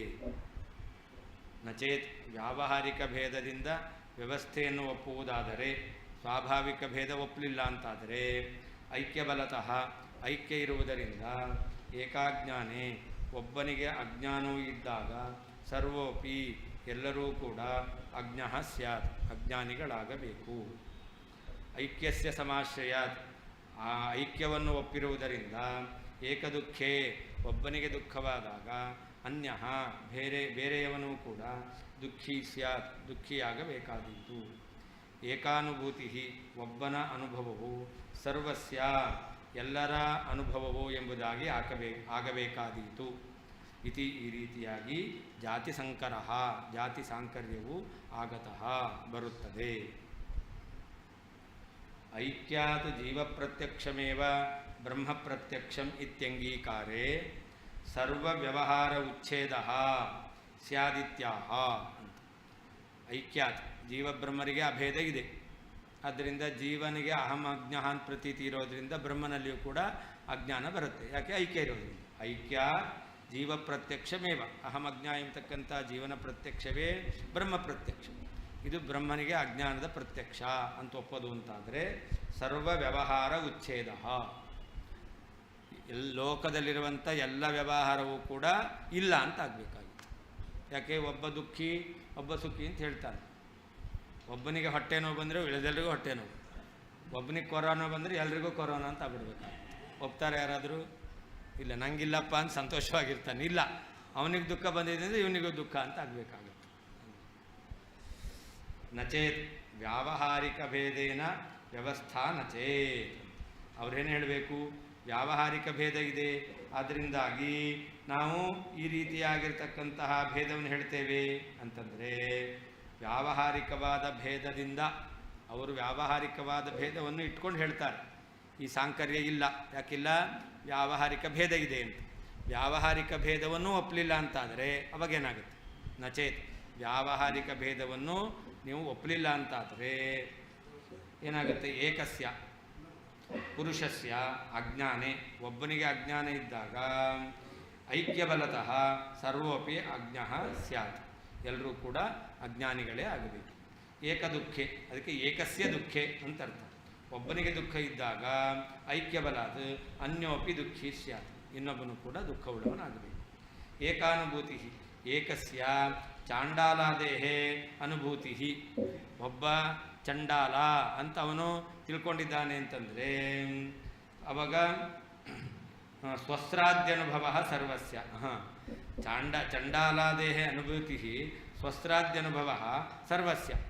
ಚಂಡಾಲರಲ್ಲಿ ತಾವು ತಮ್ಮ ಸಹೋದರಿಯರನ್ನು ಕೂಡ ಭೋಗಿಸ್ಬೋದು ಅಂತ. ಹಾಗಾದರೆ ಅವರಲ್ಲಿ ಸ್ವಸ್ರಾದಿಗಳ ಅನುಭೂತಿ ಇದೆ.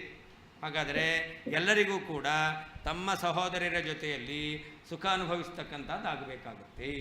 ಚಂಡಾಲಾದೇಹ ಅನುಭೂತಿ. ಯಾಕೆ? ಯಾವುದದು? ಸ್ವಸ್ರಾದ್ಯ ಅನುಭವ, ಭಗಿನಿಯರ ಭೋಗ ಎಂಬತಕ್ಕಂಥದ್ದು. ಅದು ಸರ್ವಸ್ಯ ಬ್ರಾಹ್ಮಣಾದೇಶ್ಚ ಐಕ್ಯಬಲತಃ ಸ್ಯಾತ್. ಇದು ಬ್ರಾಹ್ಮಣಾದಿಗಳಲ್ಲೂ ಕೂಡ ಬರಬೇಕಾಗಿತ್ತು ಅಂತ ಹೇಳ್ತಾ ಇದ್ದಾರೆ. ಅದೇ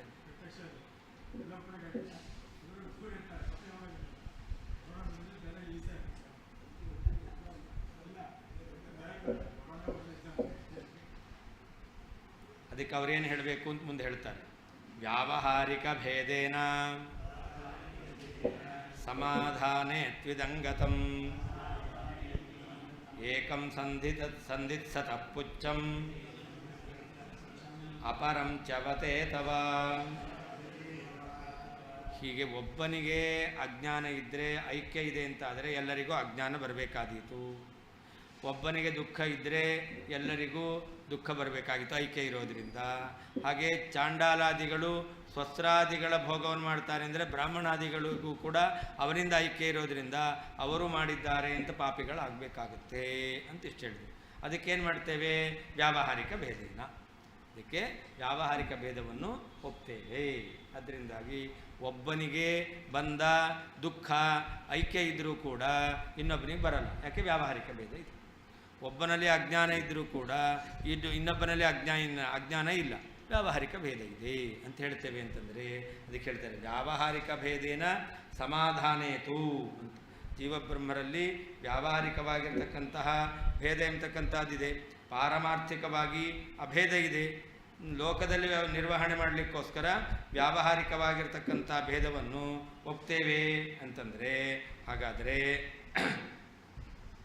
ಒಬ್ಬರಿಗೆ ಇನ್ನೊಬ್ಬನ ಅನುಭವ ಬರಲಿ ಎಂಬತಕ್ಕಂತಹ ಆಶಂಕೆಗೆ ಅವಕಾಶ ಇಲ್ಲ. ಯಾಕೆ? ವ್ಯಾವಹಾರಿಕ ಭೇದ ಎಂಬತಕ್ಕಂಥದ್ದು ಇದೆ ಅಂತ ಹೇಳಬೇಕು. ಆವಾಗ ಹೇಳ್ತಾರೆ ನಿಮ್ಮ ಮತವೇ ಇಲ್ಲ ಅಂತ ಆಗಿಬಿಡುತ್ತೆ. ಏನು ನೀನು ಹೇಳ್ತಾ ಇದೆಯಾ? ಅಹಮಜ್ಞ ಅಂತ ಪ್ರತೀತಿ ಇರೋದು ಯಾರಿಗೆ? ಜೀವನಿಗೆ. ಅಹಮಜ್ಞ ಅಂತ ಇರೋ ಪ್ರತೀತಿ ಯಾರಿಗೆ? ಜೀವನಿಗೆ. ಜೀವನಿಗೂ ಪರಮಾತ್ಮನಿಗೆ ಏನು ಒಪ್ಪಿದೆಯಾ? ವ್ಯಾವಹಾರಿಕ ಭೇದ ಒಪ್ಪಿದೆಯಾ? ಜೀವನಿಗೂ ಪರಮಾತ್ಮನಿಗೂ ವ್ಯಾವಹಾರಿಕ ಭೇದ ಒಪ್ಪಿದೆಯಾ? ಹಾಗಾದರೆ ಅಹಮಜ್ಞ ಎಂಬತಕ್ಕಂತಹ ಜೀವನಿಗಿರುವ ಈ ಪ್ರತ್ಯಕ್ಷ ಬ್ರಹ್ಮನಿಗೆ ಬರಲಿಕ್ಕೆ ಹೇಗೆ? ಲೋಕದಲ್ಲಿ ಒಬ್ಬನ ಸುಖ, ಒಬ್ಬನ ಅಜ್ಞಾನ ಇನ್ನೊಬ್ಬರಿಗೆ ಬರಬಾರದು ಅಂತ ಹೇಳೋದಾದರೆ ನೀನೇನು ಮಾಡಬೇಕು? ವ್ಯಾವಹಾರಿಕ ಭೇದ ಒಪ್ಪಬೇಕು. ಹಾಗಾದರೆ ವ್ಯಾವಹಾರಿಕ ಭೇದ ಇದೆ, ಅದರಿಂದಾಗಿ ಒಬ್ಬನ ಅನುಭವ ಇನ್ನೊಬ್ಬನಿಗೆ ಬರಲ್ಲ ಅಂತ ಒಪ್ತಿ. ಹಾಗಾದರೆ ಅಹಮಜ್ಞ ಎಂತಕ್ಕಂಥ ಜೀವನಿಗಿರಿಗಂತ ಇರುವಂಥ ಪ್ರತ್ಯಕ್ಷ ಅದು ಪರಮಾತ್ಮನಿಗಿದೆ ಆ ಭೇದದಿಂದ ಅಂತ ಹೇಳಿಕ್ಕೆ ಬರಲ್ಲ. ಯಾಕೆ? ಜೀವನಿಗೂ ಪರಮಾತ್ಮ ಏನು ಒಪ್ಪಿದೆಯಾ? ವ್ಯಾವಹಾರಿಕ ಭೇದ ಒಪ್ಪಿದೆಯಾ.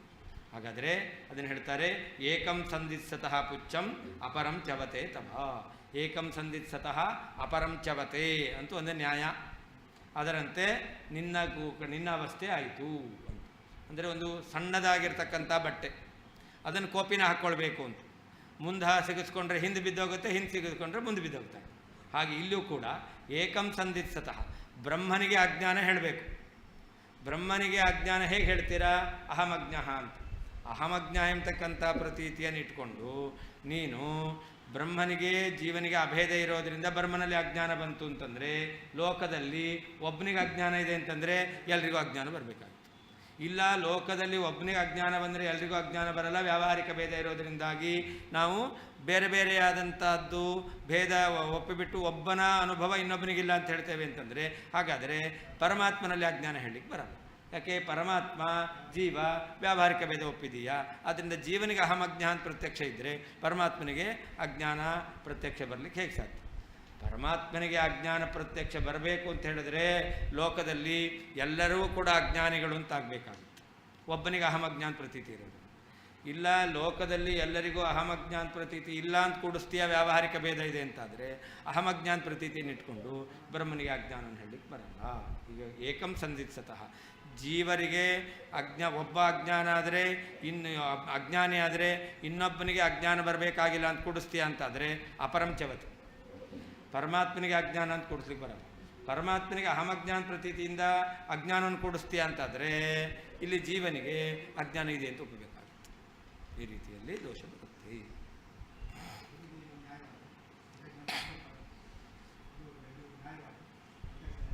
ಏಕಂ ಸಂಧಿತ್ಸತಃ ಅಪರಂ ಚ್ಯವತೆ ಅಂತ ಒಂದು ನ್ಯಾಯ. ವ್ಯಾವಹಾರಿಕ ಭೇದೇನ ವ್ಯಾವಹಾರಿಕ ಭೇದವಿರುವುದರಿಂದ ಸಮಾಧಾನೇತು ಐಕ್ಯ ಇದ್ದರೂ ಕೂಡ ಒಬ್ಬನ ಅಜ್ಞಾನ ಇನ್ನೊಬ್ಬನಿಗೂ ಅಜ್ಞಾನ, ಒಬ್ಬನಿಗೆ ದುಃಖ ಬಂದರೆ ಇನ್ನೊಬ್ಬನಿಗೂ ದುಃಖ, ಒಬ್ಬನಿಗೆ ಅನುಭವ ಬಂದರೆ ಇನ್ನೊಬ್ಬನಿಗೂ ಅನುಭವ ಅಂತ ಬರಬೇಕಾಗಿಲ್ಲ ಅಂತ ಸಮಾಧಾನವನ್ನು ಹೇಳೋದು ಅಂತಾದರೆ, ಇದಂ ಅಹಮಜ್ಞ ಎಂತಕ್ಕಂತಹ ಜೀವನ ಪ್ರತ್ಯಕ್ಷದಿಂದ ಬ್ರಹ್ಮನಲ್ಲಿ ಅಜ್ಞಾನ ಸಿದ್ಧವಾಗುತ್ತೆ ಎಂತಕ್ಕಂಥದ್ದು ಗತಂ, ಕೈ ಬಿಡಬೇಕಾಗುತ್ತೆ. ಯಾಕೆ ಅದನ್ನು ಹೇಳ್ತಾರೆ, ಏಕಂ ಪುಚ್ಛಂ, ಒಂದು ತುದಿಯನ್ನು ಸತಃ ಕೂಡಿಸುವಾಗ ತೇ ನಿನಗೆ ಅಪರಂ, ಇನ್ನೊಂದು ತುದಿಯು ಚವತೆ ಬಿಟ್ಟು ಹೋಗುತ್ತದೆ. ಅದಕ್ಕೆ ಒಟುಕೋಪಿನ ನ್ಯಾಯ ಅಂತ ಹೇಳ್ತಾರೆ. ಇದು ಒಟುಕೋಪಿನ ನ್ಯಾಯ ಅಂತ. ಒಟು ಬ್ರಹ್ಮಚಾರಿ, ಅವನು ಕೋಪಿನ ಹಾಕ್ಕೊಳ್ತಾ ಇದ್ದಾನೆ, ಅದು ಸಣ್ಣದಾದಂಥ ವಸ್ತು. ಅವಾಗೇನಾಗುತ್ತೆ, ಹಿಂದ್ಗಡೆ ಹಾಕ್ಕೊಂಡ್ರೆ ಮುಂದ್ಗಡೆ ಬಿದ್ದೋಗುತ್ತೆ, ಮುಂದ್ಗಡೆ ಹಾಕ್ಕೊಂಡ್ರೆ ಹಿಂದ್ಗಡೆ ಬಿದ್ದು. ಹಾಗೆ ಬ್ರಹ್ಮನಿಗೆ ಅಜ್ಞಾನ ಕೊಡಿಸ್ಬೇಕು ಅಂದರೆ ಜೀವರಿಗೆಲ್ಲ ಅಜ್ಞಾನ ಬರಬೇಕು. ಹಾಗಾದ್ರೆ ಬ್ರಹ್ಮನಿಗೆ ಅಜ್ಞಾನ ಇಲ್ಲ ಅಂತಾದರೆ ಜೀವರಲ್ಲಿ ಬ್ರಹ್ಮನಲ್ಲಿ ಅಜ್ಞಾನ ಒಪ್ಪಬೇಕು ಅಂತಾದರೆ ಆವಾಗ ಜೀವರಲ್ಲೇ ಅಜ್ಞಾನ ಎಂತಕ್ಕಂಥ, ಜೀವನಲ್ಲಿ ಇಲ್ಲ ಅಂತಾದರೆ ಬ್ರಹ್ಮನಲ್ಲಿಯೂ ಕೂಡ ಅಜ್ಞಾನ ಇಲ್ಲ ಅಂತ ಆಗುತ್ತೆ. ವ್ಯಾವಹಾರಿಕ ಭೇದೇನ, ವ್ಯಾವಹಾರಿಕವಾದ ಭೇದ ಇರುವುದರಿಂದ ಸಮಾಧಾನೇ, ಜೀವರಲ್ಲಿ ಐಕ್ಯ ಇದ್ದರೂ ಕೂಡ ಒಬ್ಬನ ಅನುಭವ ಇನ್ನೊಬ್ಬನಿಗೆ ಬರೋದಿಲ್ಲ ಎಂಬುದಾಗಿ ಸಮಾಧಾನ ಹೇಳೋದು ಅಂತಾದರೆ, ಇದಂ ಅಹಮಜ್ಞ ಎಂಬತಕ್ಕಂಥ ಪ್ರತೀತಿಯಿಂದ ಬ್ರಹ್ಮನಿಗೆ ಅಜ್ಞಾನ ಬರುತ್ತೆ ಎಂಬತಕ್ಕಂಥದ್ದು ಗತಂ, ಬಿದ್ದು ಹೋಗುತ್ತದೆ. ಏಕಂ ಪುಚ್ಛಂ, ಒಂದು ತುದಿಯನ್ನು ಸಂಧಿಸತಃ ಜೋಡಿಸುವಂತಹ ತೇ ನಿನಗೆ ಅಪರಂ, ಇನ್ನೊಂದು ತುದಿಯು ಚವತೆ ಬಿದ್ದು ಹೋಗ್ತಾ ಇದೆ. ಇದಂ ಜೀವಾಜ್ಞಾನ ಪ್ರತ್ಯಕ್ಷೇಣ ಬ್ರಹ್ಮಣೇ ಅಜ್ಞಾನ ಕಲ್ಪನಂ. ಇದಂ ಗತಂ ಅಂತಿದೆ ಅಲ್ಲಿ. ಇದಂ ಅಂದ್ರೇನು ಅದಕ್ಕೆ ಹೇಳ್ತಾರೆ, ಜೀವ ಅಜ್ಞಾನ ಪ್ರತ್ಯಕ್ಷ. ಅಹಮಜ್ಞ ಎಂಬತಕ್ಕಂತಹ ಜೀವನಿಗಿರುವ ಅಜ್ಞಾನ ಪ್ರತ್ಯಕ್ಷದಿಂದ ಬ್ರಹ್ಮನಿಗೆ ಅಜ್ಞಾನ ಇದೆ ಅಂತ ಹೇಳ್ತೀರಾ ಅಂತಂದರೆ ಬ್ರಹ್ಮಣಿ ಅಜ್ಞಾನ ಕಲ್ಪನಂ, ಅದನ್ನು ಇದಂ ಶಬ್ದದಿಂದ ಹೇಳಿದ್ದಾರೆ. ತಥಾಚ ಆಭಾಣಕಂ ಆಪತಿತಂ ಅಂತ ತ್ವಯಿ ಇತ್ಯಾಹ ಏಕಮಿತಿ, ಅಂದರೆ ನಿನ್ನೊಂದಿಗೆ ಈ ಗಾದೆ ಎಂಬತಕ್ಕಂಥದ್ದು ನಿನ್ನಲ್ಲಿ ಅನ್ವಯ ಆಗುತ್ತೆ ಅಂತ ಹೇಳ್ತಾ ಇದ್ದಾರೆ. ತ್ವಯಿ ಇದಂ ಆಭಾಣಕಂ ಆಪತಿತಂ, ಆಭಾಣಿಕ ಅಂದರೆ ಗಾದೆ ಅಂತ ಅರ್ಥ. ಈ ಗಾದೆ ನಿನ್ನಲ್ಲಿ ಅನ್ವಯ ಆಗುತ್ತೆ.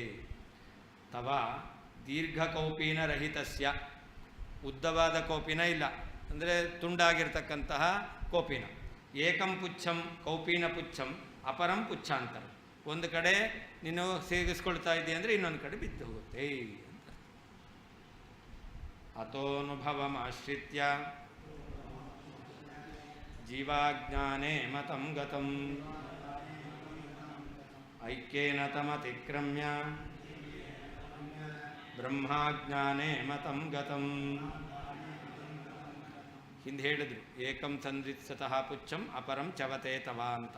ಅದನ್ನು ಇಲ್ಲಿಗ ದಾಷ್ಟಾಂತಿಕದಲ್ಲಿ ಸಮನ್ವಯ ಮಾಡಿ ತೋರಿಸ್ತಾ ಇದ್ದಾರೆ. ಅನುಭವಕ್ಕೆ ಅನುಗುಣವಾಗಿ ಅಹಮಜ್ಞ ಎಂಬತಕ್ಕಂತಹ ಪ್ರತ್ಯಕ್ಷ ಇದೇನು ಮಾಡುತ್ತೆ, ಜೀವನಲ್ಲಿ ಅಜ್ಞಾನವನ್ನು ವಿಷೀಕರಿಸ್ತಾ ಇದೆ. ಅನುಭವ ಯಾರಿಗೆ ಬಂದಿರೋದು? ಜೀವನಿಗೆ. ಹಾಗಾದರೆ ಅಹಮಜ್ಞ ಎಂಬತಕ್ಕಂತಹ ಪ್ರತೀತಿಯನ್ನು ಇಟ್ಕೊಂಡು ಅಜ್ಞಾನ ಯಾರಿಗೆ ಹೇಳಬೇಕು? ಜೀವನಿಗೆ ಅಜ್ಞಾನವನ್ನು ಹೇಳಬೇಕು. ಅಂದರೆ ಜೀವನಿಗೆ ಅಜ್ಞಾನ ಅಂತ ಹೇಳೋದು ಅಂತಾದರೆ ಆವಾಗ ಈ ಅಜ್ಞಾನ ಎಂಬತಕ್ಕಂಥದ್ದು ಬ್ರಹ್ಮನಲ್ಲಿದೆ ಎಂಬತಕ್ಕಂಥದ್ದು ಹೊರಟೋಯ್ತು. ಯಾಕೆ ವ್ಯಾವಹಾರಿಕ ಭೇದವನ್ನು ಇಟ್ಕೊಂಡು ನೀವು ಜೀವನಲ್ಲಿ ಅಹಮಜ್ಞ ಅಂತ ಪ್ರತೀತಿ ಇರೋದ್ರಿಂದ ಜೀವನಿಗೆ ಅಜ್ಞಾನ ಅಂತ ಹೇಳ್ತೀರಾ ಅಂತಂದರೆ ಈ ಪ್ರತೀತಿಯ ಮೂಲಕ ಯಾರಲ್ಲಿ ಅಜ್ಞಾನ? ಜೀವನಲ್ಲಿ. ಯಾರಲ್ಲಿಲ್ಲ? ಬ್ರಹ್ಮನಲ್ಲಿ ಇಲ್ಲ. ಅನುಭವಮಾಶ್ರಿತ್ಯ ಜೀವಾಜ್ಞಾನೇ ಮತಂ ಗತಂ. ಅನುಭವನ್ನಿಟ್ಕೊಂಡು ಜೀವನಲ್ಲಿ ಅಜ್ಞಾನ ಇದೆ ಅಂತ ಹೇಳಿದ್ರೆ ಬ್ರಹ್ಮನಲ್ಲಿ ಅಜ್ಞಾನ ಎಂಬತಕ್ಕಂಥದ್ದು ಅದು ಬಿದ್ದು ಹೋಯಿತು. ಐಕ್ಯೇನ ತಮತಿಕ್ರಮ್ಯ ಬ್ರಹ್ಮಾಜ್ಞಾನೇ, ಜೀವಬ್ರಹ್ಮರಿಗೆ ಅಭೇದ ಇದೆ. ಅಹಮಜ್ಞ ಎಂಬತಕ್ಕಂಥ ಪ್ರತೀತಿಯಿಂದ ಜೀವನಿಗೆ ಅಜ್ಞಾನ ಸಿದ್ಧ ಆದರೆ ಬ್ರಹ್ಮನಿಗೂ ಅಜ್ಞಾನ ಸಿದ್ಧ ಆಗುತ್ತೆ ಅಂತ ಹೇಳ್ತೀರಾ ಅಂತಂದರೆ ಆವಾಗ ಮತಂ ಗತಂ ಅಂತ. ಆವಾಗ ಜೀವಬ್ರಹ್ಮರಿಗೆ ಏನೋ ಅಲ್ಲ, ಲೋಕದಲ್ಲಿ ಎಲ್ಲ ಜೀವರಿಗೂ ಕೂಡ ಐಕ್ಯ ಇರೋದರಿಂದ ಅವರಿಗೂ ಕೂಡ ಎಲ್ಲ ಅನುಭವ ಬರಬೇಕಾದೀತು ಅಂತ ಆಗುತ್ತೆ. ಹೀಗೆ ಜೀವರಿಗೆ ಜೀವನಲ್ಲಿ ಅಜ್ಞಾನ ಇರೋದರಿಂದ ಪರಮಾತ್ಮನಿಗೆ ಒಪ್ಪಿದ್ರೆ ಆವಾಗ ಐಕ್ಯ ಇರೋದರಿಂದ ಲೋಕದಲ್ಲಿ ಎಲ್ರಿಗೂ ಅಜ್ಞಾನ ಬರಬೇಕಾಗುತ್ತೆ. ಜೀವನಲ್ಲಿ ಇರತಕ್ಕಂಥದ್ದು ಅಜ್ಞಾನ ಜೀವನಲ್ಲೇ ಇದೆ, ಬ್ರಹ್ಮನಲ್ಲಿ ಇಲ್ಲ ಅಂತ ಆಗ್ಬಿಟ್ರೆ ಆವಾಗ ಬ್ರಹ್ಮನಲ್ಲಿ ಅಜ್ಞಾನ ಎಂಬತಕ್ಕಂಥದ್ದೇ ಇಲ್ಲ ಅಂತ ಆಯಿತು. ಲೋಕದಲ್ಲಿ ಒಬ್ಬನಲ್ಲಿ ಇನ್ನೊಬ್ಬನಲ್ಲಿ ಭೇದ ಇದೆ, ಆದ್ದರಿಂದ ಒಬ್ಬನಿಗೆ ಇನ್ನೊಬ್ಬನ ಅನುಭವ ಬರಲ್ಲ ಅಂತಾದರೆ ಬ್ರಹ್ಮನಲ್ಲಿ ಕೂಡ ಅಜ್ಞಾನ ಇಲ್ಲ ಅಂತ ಆಗುತ್ತೆ. ಭೇದವೇ ಇದೆ, ವ್ಯಾವಹಾರಿಕ ಭೇದ ಇರೋದರಿಂದ ಬ್ರಹ್ಮನಲ್ಲಿ ಅಜ್ಞಾನ ಇಲ್ಲ ಅಂತ ಆಗುತ್ತೆ. ಅತಃ ಆದ್ದರಿಂದ ಅನುಭವಂ ಅಹಮಜ್ಞ ಎಂಬತಕ್ಕಂತಹ ಜೀವನ ಪ್ರತ್ಯಕ್ಷಾನುಭವವನ್ನು ಆಶ್ರಯಿಸಿ ಜೀವಾಜ್ಞಾನೆ ಜೀವನಲ್ಲಿ ಅಜ್ಞಾನವನ್ನು ಸ್ವೀಕಾರ ಮಾಡಿದರೆ ಮತಂ ನಿನ್ನ ಮತವು ಗತಂ ಬಿದ್ದು ಹೋಯಿತು, ಬ್ರಹ್ಮನಲ್ಲಿ ಅಜ್ಞಾನ ಅಂತ ಒಪ್ಲಿಕ್ಕೆ ಬರೋದಿಲ್ಲ. ಐಕ್ಯೇನ ಜೀವಬ್ರಹ್ಮರಿಗೆ ಐಕ್ಯ ಇದೆ ಎಂಬುದಾಗಿ ಇಟ್ಟುಕೊಂಡು ತಂ ಆ ಅನುಭವವನ್ನು ಅತಿಕ್ರಮಿಸಿ ಬ್ರಹ್ಮಾಜ್ಞಾನೆ ಬ್ರಹ್ಮನಿಗೆ ಅಜ್ಞಾನವೂ ಇದೆ ಎಂಬುದಾಗಿ ಒಪ್ಪಿದರೆ ಮತಂ ವ್ಯಾವಹಾರಿಕ ಭೇದದಿಂದ ಸಾಂಕರ್ಯ ಎಂಬತಕ್ಕಂಥದ್ದು ಪರಿಹಾರ ಆಗುತ್ತೆ ಎಂಬತಕ್ಕಂಥ ನಿನ್ನ ಮತವು ಗತಂ ಇಲ್ಲ ಅಂತ ಆಗುತ್ತೆ. ಅತಃ ಆದ್ದರಿಂದ ಅನುಭವಂ ಅಹಮಜ್ಞ ಎಂಬತಕ್ಕಂತಹ ಜೀವನ ಪ್ರತ್ಯಕ್ಷಾನುಭವವನ್ನು ಆಶ್ರಿತ್ಯ ಅವಲಂಬಿಸಿ ಜೀವಾಜ್ಞಾನೆ ಜೀವನಲ್ಲಿ ಅಜ್ಞಾನ ಇದೆ ಎಂಬುದಾಗಿ ಒಪ್ಪಿದರೆ ಮತಂ ನಿನ್ನ ಮತವು ಗತಂ ಬ್ರಹ್ಮನಲ್ಲಿ ಅಜ್ಞಾನ ಎಂಬತಕ್ಕಂಥದ್ದು ಬಿದ್ದು ಹೋಯಿತು. ಐಕ್ಯೇನ ಜೀವಬ್ರಹ್ಮರಿಗೆ ಅಭೇದ ಇರೋದರಿಂದ ತಂ ಆ ಅನುಭವವನ್ನು ಅತಿಕ್ರಮಿಸಿ ಜೀವನಿಗೆ ಅನುಭವ ಇದ್ದರೂ ಕೂಡ ಬ್ರಹ್ಮನಲ್ಲಿ ಅಜ್ಞಾನ ಇದೆ ಅಂತ ಬ್ರಹ್ಮಾಜ್ಞಾನೇ ಬ್ರಹ್ಮನಲ್ಲಿ ಅಜ್ಞಾನ ಸಿದ್ಧವಾಗುತ್ತೆ ಅಂತ ಒಪ್ಪಿದರೆ ಮತಂ ನಿನ್ನ ವ್ಯಾವಹಾರಿಕ ಭೇದದಿಂದಾಗಿ ಒಬ್ಬನ ಅನುಭವ ಇನ್ನೊಬ್ಬನಿಗಿಲ್ಲ ಎಂಬತಕ್ಕಂಥದ್ದು ಗತಂ ಅದು ಬಿದ್ದು ಹೋಗುತ್ತದೆ, ಇಲ್ಲ ಅಂತ ಆಗುತ್ತೆ. ಏತದೇವ ದಾಷ್ಟಾಂತಿಕೇ ದರ್ಶಯಿತು. ಹಿಂದೆ ಏನು ಒಟುಕೋಪಿನ ನ್ಯಾಯವನ್ನು ಹೇಳಿದ್ರು ಅದನ್ನು ದಾಷ್ಟಾಂತಿಕದಲ್ಲಿ ಪ್ರಕೃತ ವಿಷಯದಲ್ಲಿ ಸಮನ್ವಯ ಮಾಡಿ ತೋರಿಸ್ತಾ ಇದ್ದಾರೆ. ಅನುಭವಂ ಅಂತಿದೆ, ಅಜ್ಞ ಅಹಂ ಇತ್ಯನುಭವಂ ಅಹಮಜ್ಞ ಎಂತಕ್ಕಂಥ ಅನುಭವ ಅದನ್ನು ಅವಲಂಬಿಸಿ ಮತಂ ಬ್ರಹ್ಮ ಅಜ್ಞಾನ ಮತಂ ಈ ಅನುಭವವನ್ನು ಇಟ್ಕೊಂಡು ಬ್ರಹ್ಮನಿಗೆ ಅಜ್ಞಾನ ಅಂತ ಹೇಳೋದು ಅಂತಾದರೆ ಐಕ್ಯೇನ ತಂ ಜೀವ ಅಜ್ಞಾನ ಪಕ್ಷಂ ಅಂತ ಐಕ್ಯ ಇರೋದರಿಂದ ಜೀವನಿಗೆ ಅಜ್ಞಾನ ಇರೋದರಿಂದ ಪರಮಾತ್ಮನಿಗೂ ಅಜ್ಞಾನ ಅಂತ ಹೇಳೋದು ಅಂತಾದರೆ ಮತಂ ವ್ಯಾವಹಾರಿಕ ಭೇದಂ ಅಂಗೀಕೃತ್ಯ ತದ್ವ್ಯವಸ್ಥಾ ಸಂಪಾದನಂ ಗತಂ ವ್ಯಾವಹಾರಿಕ ಭೇದವನ್ನು ಇಟ್ಟುಕೊಂಡು ಒಬ್ಬನಿಗೆ ಜ್ಞಾನ ಇನ್ನೊಬ್ಬನಿಗೆ ಅಜ್ಞಾನ, ಒಬ್ಬನಿಗೆ ದುಃಖ ಇನ್ನೊಬ್ಬನಿಗೆ ಸುಖ ಎಂಬತಕ್ಕಂಥ ವ್ಯವಸ್ಥೆ ಇಲ್ಲ ಅಂತ ಆಗುತ್ತೆ. ಜೀವೋಜ್ಞೋ ನ ಜಗತ್ಕರ್ತ ಯಃ ಕರ್ತ ತಸ್ಯ ನಾಜ್ಞತಾ ಅತೋ ಜ್ಞಾನ ಭ್ರಮಾಯೋಗಾತ್ ಭ್ರಾಂತಿಶಾಸ್ತ್ರಕೃತಸ್ತವ ಕಥಂಚಿತ್ ಬ್ರಹ್ಮಯೋಗೇಪಿ ಭ್ರಾಂತಿಶಾಸ್ತ್ರಕೃತಸ್ತವ ನ ಮತಹಾನಿ ಅಂತ ಹೇಳಿದ್ರು ಹಿಂದೆ. ಮತಂ ಗತಂ ಅಂತ ನಿಮ್ಮ ಮತ ಎಂಬತಕ್ಕಂಥದ್ದು ಬಿದ್ದು ಹೋಯಿತು ಅಂತ ಅದನ್ನೇ ಪುನಃ ಹೇಗೆ ಅಂತ ಸ್ವಲ್ಪ ಸೂಕ್ಷ್ಮವಾಗಿ ತೋರಿಸ್ತಾ ಇದ್ದಾರೆ. ನಿಮ್ಮ ಮತ ಬಿದ್ದು ಹೋಯಿತು, ಹೇಗೆ ಬಿದ್ದು ಹೋಯಿತು ಅನ್ನೋದನ್ನು ಹೇಳ್ತಾ ಇದ್ದಾರೆ. ಜೀವೋಜ್ಞ ನ ಜಗತ್ಕರ್ತ ಅಂತ ಅಜ್ಞಾನಕ್ಕೆ ಆಶ್ರಯ ಯಾರು? ಜೀವ ಅಜ್ಞ ಅಂತ ಜೀವನು ಅಜ್ಞಾನಿಯಾಗಿದ್ದಾನೆ, ಅವನು ನ ಜಗತ್ಕರ್ತ ಅಜ್ಞಾನಿಯಾಗಿರ್ತಕ್ಕಂಥ ಜೀವ ವ್ಯಾವಹಾರಿಕ ಭೇದ ಇರೋದರಿಂದ ಅವನು ಜಗತ್ಕಾರಣನಾಗಲಿಕ್ಕೆ ಸಾಧ್ಯ ಇಲ್ಲ. ಜಗತ್ಕಾರಣ ಯಾರು? ಈಶ್ವರ. ಜೀವ ಅಜ್ಞಾನವುಳ್ಳನು, ಆದ್ದರಿಂದ ಅಜ್ಞಾನವುಳ್ಳಂತಹ ಜೀವ ಅವನು ಜಗತ್ಕರ್ತರಾಗಲಿಕ್ಕೆ ಸಾಧ್ಯ ಇಲ್ಲ ಅಂತ. ಇನ್ನು ಯಕ್ಕರ್ತ ತಸ್ಯ ನಾಜ್ಞಾತ, ಯಾರು ಜಗತ್ಕರ್ತರಾಗಿದ್ದಾನೋ ಅವನಲ್ಲಿ ಅಜ್ಞಾನ ಇಲ್ಲ. ಜಗತ್ಕರ್ತರು ಯಾರು? ಪರಮಾತ್ಮ. ಅಜ್ಞಾನ ಇರೋದೆಲ್ಲಿ? ಜೀವನ. ಅವರಲ್ಲಿ ವ್ಯಾವಹಾರಿಕ ಭೇದ ಇದೆ. ಆದ್ದರಿಂದಾಗಿ ಯಾರು ಜಗತ್ಕರ್ತರಾಗಿದ್ದಾನೋ ಅವನಲ್ಲಿ ಅಜ್ಞಾನ ಎಂತಕ್ಕಂಥದ್ದು ಇಲ್ಲ. ಇನ್ನು ಅತಃ ಅಜ್ಞಾನ ಭ್ರಮಾಯೋಗ ಭ್ರಾಂತಿ ಶಾಸ್ತ್ರಕೃತಸ್ತವ ಅಂತ. ಬ್ರಹ್ಮ ಅವನಲ್ಲಿ ಅಜ್ಞಾನ ಹೇಳಲಿಕ್ಕೆ ಬರಲ್ಲ.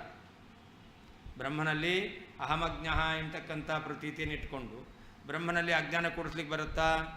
ಇಲ್ಲ. ಅಹಮಜ್ಞ ಅಂತ ಈ ಪ್ರತೀತಿ ಇರೋದು ಯಾರಿಗೆ? ಜೀವನಿಗೆ. ಜೀವನಿಗೂ ಪರಮಾತ್ಮನಿಗೂ ವ್ಯಾವಹಾರಿಕ ಭೇದ ಇದೆ. ಆದ್ದರಿಂದ ಬ್ರಹ್ಮನಲ್ಲಿ ಅಜ್ಞಾನ ಹೇಳಲಿಕ್ಕೆ ಬರಲ್ಲ.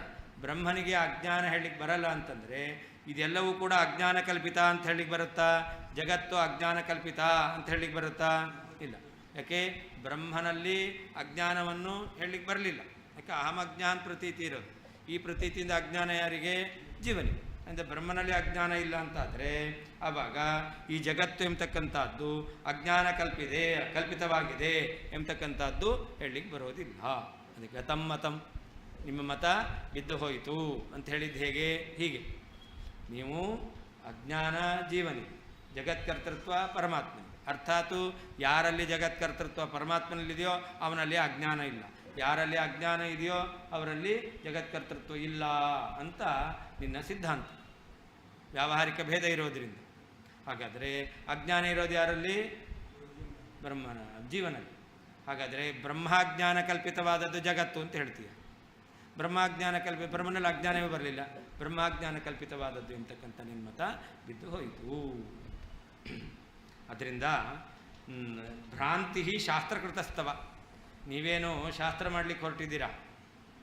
ನಿಮ್ಮ ಶಾಸ್ತ್ರಗಳೆಲ್ಲವೂ ಕೂಡ ಏನು ಹೇಳಲಿಕ್ಕೆ ಹೊರಟಿದೆ? ಜಗತ್ತೆಲ್ಲ ಅಜ್ಞಾನ, ಬ್ರಹ್ಮಾಜ್ಞಾನ ಕಲ್ಪಿತ ಅಂತ ಹೇಳ್ತೀರ. ಬ್ರಹ್ಮಾಜ್ಞಾನ ಕಲ್ಪಿತವಾದದ್ದು ಜಗತ್ತು ಅಂತ ಯಾರು ಶಾಸ್ತ್ರ ಬರಲಿಕ್ಕೆ ಹೊರಟಿದ್ದಾರೋ ಅವರಿಗೆ ಭ್ರಾಂತಿ. ಯಾಕೆ? ಬ್ರಹ್ಮಾಜ್ಞಾನ ಕಲ್ಪಿತ ಅಂತ ಹೇಳಲಿಕ್ಕೆ ಬರೋದೇ ಇಲ್ಲ. ಅಂದರೆ ಇದೆಲ್ಲವೂ ಬ್ರಹ್ಮಾಜ್ಞಾನ ಕಲ್ಪಿತ ಅಂತ ಯಾರು ಶಾಸ್ತ್ರವನ್ನು ಹೇಳ್ತಾ ಇದ್ದಾರೋ ತವ ಶಾಸ್ತ್ರಕರ್ತೃವಾದ ನಿನಗೇನೆ ಭ್ರಾಂತಿ ಎಂಬತಕ್ಕಂಥದ್ದಿದೆ ಅಂತಾಯಿತು. ಇನ್ನು ಅಹಮಜ್ಞ ಎಂಬತಕ್ಕಂತಹ ಪ್ರತೀತಿ ಇದೆ. ಅಹಮಜ್ಞ ಎಂಬತಕ್ಕಂತಹ ಪ್ರತೀತಿಯನ್ನು ಇಟ್ಕೊಂಡು ಬ್ರಹ್ಮನಲ್ಲಿ ಅಜ್ಞಾನವನ್ನು ನೀವು ಹೇಳ್ತೀರಾ ಅಂತಾದರೆ ಆವಾಗ ಜೀವನಲ್ಲಿ ಅದು ಅಜ್ಞಾನ ಎಂಬತಕ್ಕಂಥದ್ದಿರೋದು. ಅಹಮಜ್ಞ ಎಂಬತಕ್ಕಂತಹ ಪ್ರತೀತಿಯನ್ನು ಇಟ್ಕೊಂಡು ಅಜ್ಞಾನ ಇದೆ ಅಂತ ಹೇಳಬೇಕು. ಆದರೆ ಈ ಅಹಮಜ್ಞ ಎಂಬತಕ್ಕಂತಹ ಪ್ರತೀತಿ ಯಾರಲ್ಲಿ ಅಜ್ಞಾನವನ್ನು ಹೇಳ್ತಾ ಇದೆ? ಜೀವನಲ್ಲಿ ಅಜ್ಞಾನವನ್ನು ಹೇಳ್ತಾ ಇದೆ, ಬ್ರಹ್ಮನಲ್ಲಿ ಇದು ಅಜ್ಞಾನವನ್ನು ಹೇಳ್ತಾ ಇಲ್ಲ. ಅದರಿಂದಾಗಿ ಬ್ರಹ್ಮನಲ್ಲಿ ಅಜ್ಞಾನ ಎಂಬತಕ್ಕಂಥದ್ದು ಆರೋಪಿತವಾಗಿದೆ ಅಂತ ನೀವು ಹೇಳ್ತೀರ. ಯಾಕೆ? ಅಹಮಜ್ಞಾನ ಪ್ರತೀತಿ ಇರೋದು. ಅಹಮಜ್ಞ ಎಂಬತಕ್ಕಂಥ ಪ್ರತೀತಿಯನ್ನು ಇಟ್ಕೊಂಡು ಬ್ರಹ್ಮನಲ್ಲಿ ಬ್ರಹ್ಮ ಯೋಗೇಪಿ ಭ್ರಾಂತಿ ಇದೆ, ಅಜ್ಞಾನ ಕಲ್ಪಿತ, ಅಜ್ಞಾನವೂ ಆರೋಪಿತವಾಗಿದೆ ಅಂತ ಹೇಳ್ತೀರಾ ಅಂತಂದರೆ ಆಗಲೂ ಕೂಡ ಬ್ರಹ್ಮನಲ್ಲಿ ಅಹಮಜ್ಞ ಎಂಬತಕ್ಕಂತಹ ಪ್ರತೀತಿಯಿಂದ ಅಜ್ಞಾನ ಹೇಳಲಿಕ್ಕೆ ಬರಲ್ಲ. ಶಾಸ್ತ್ರಕೃತ ತವ ಭ್ರಾಂತಿ, ನಿನಗೇನೆ ಪುನಃ ಭ್ರಾಂತಿ ಎಂಬತಕ್ಕಂಥದ್ದು ಬರುತ್ತೆ.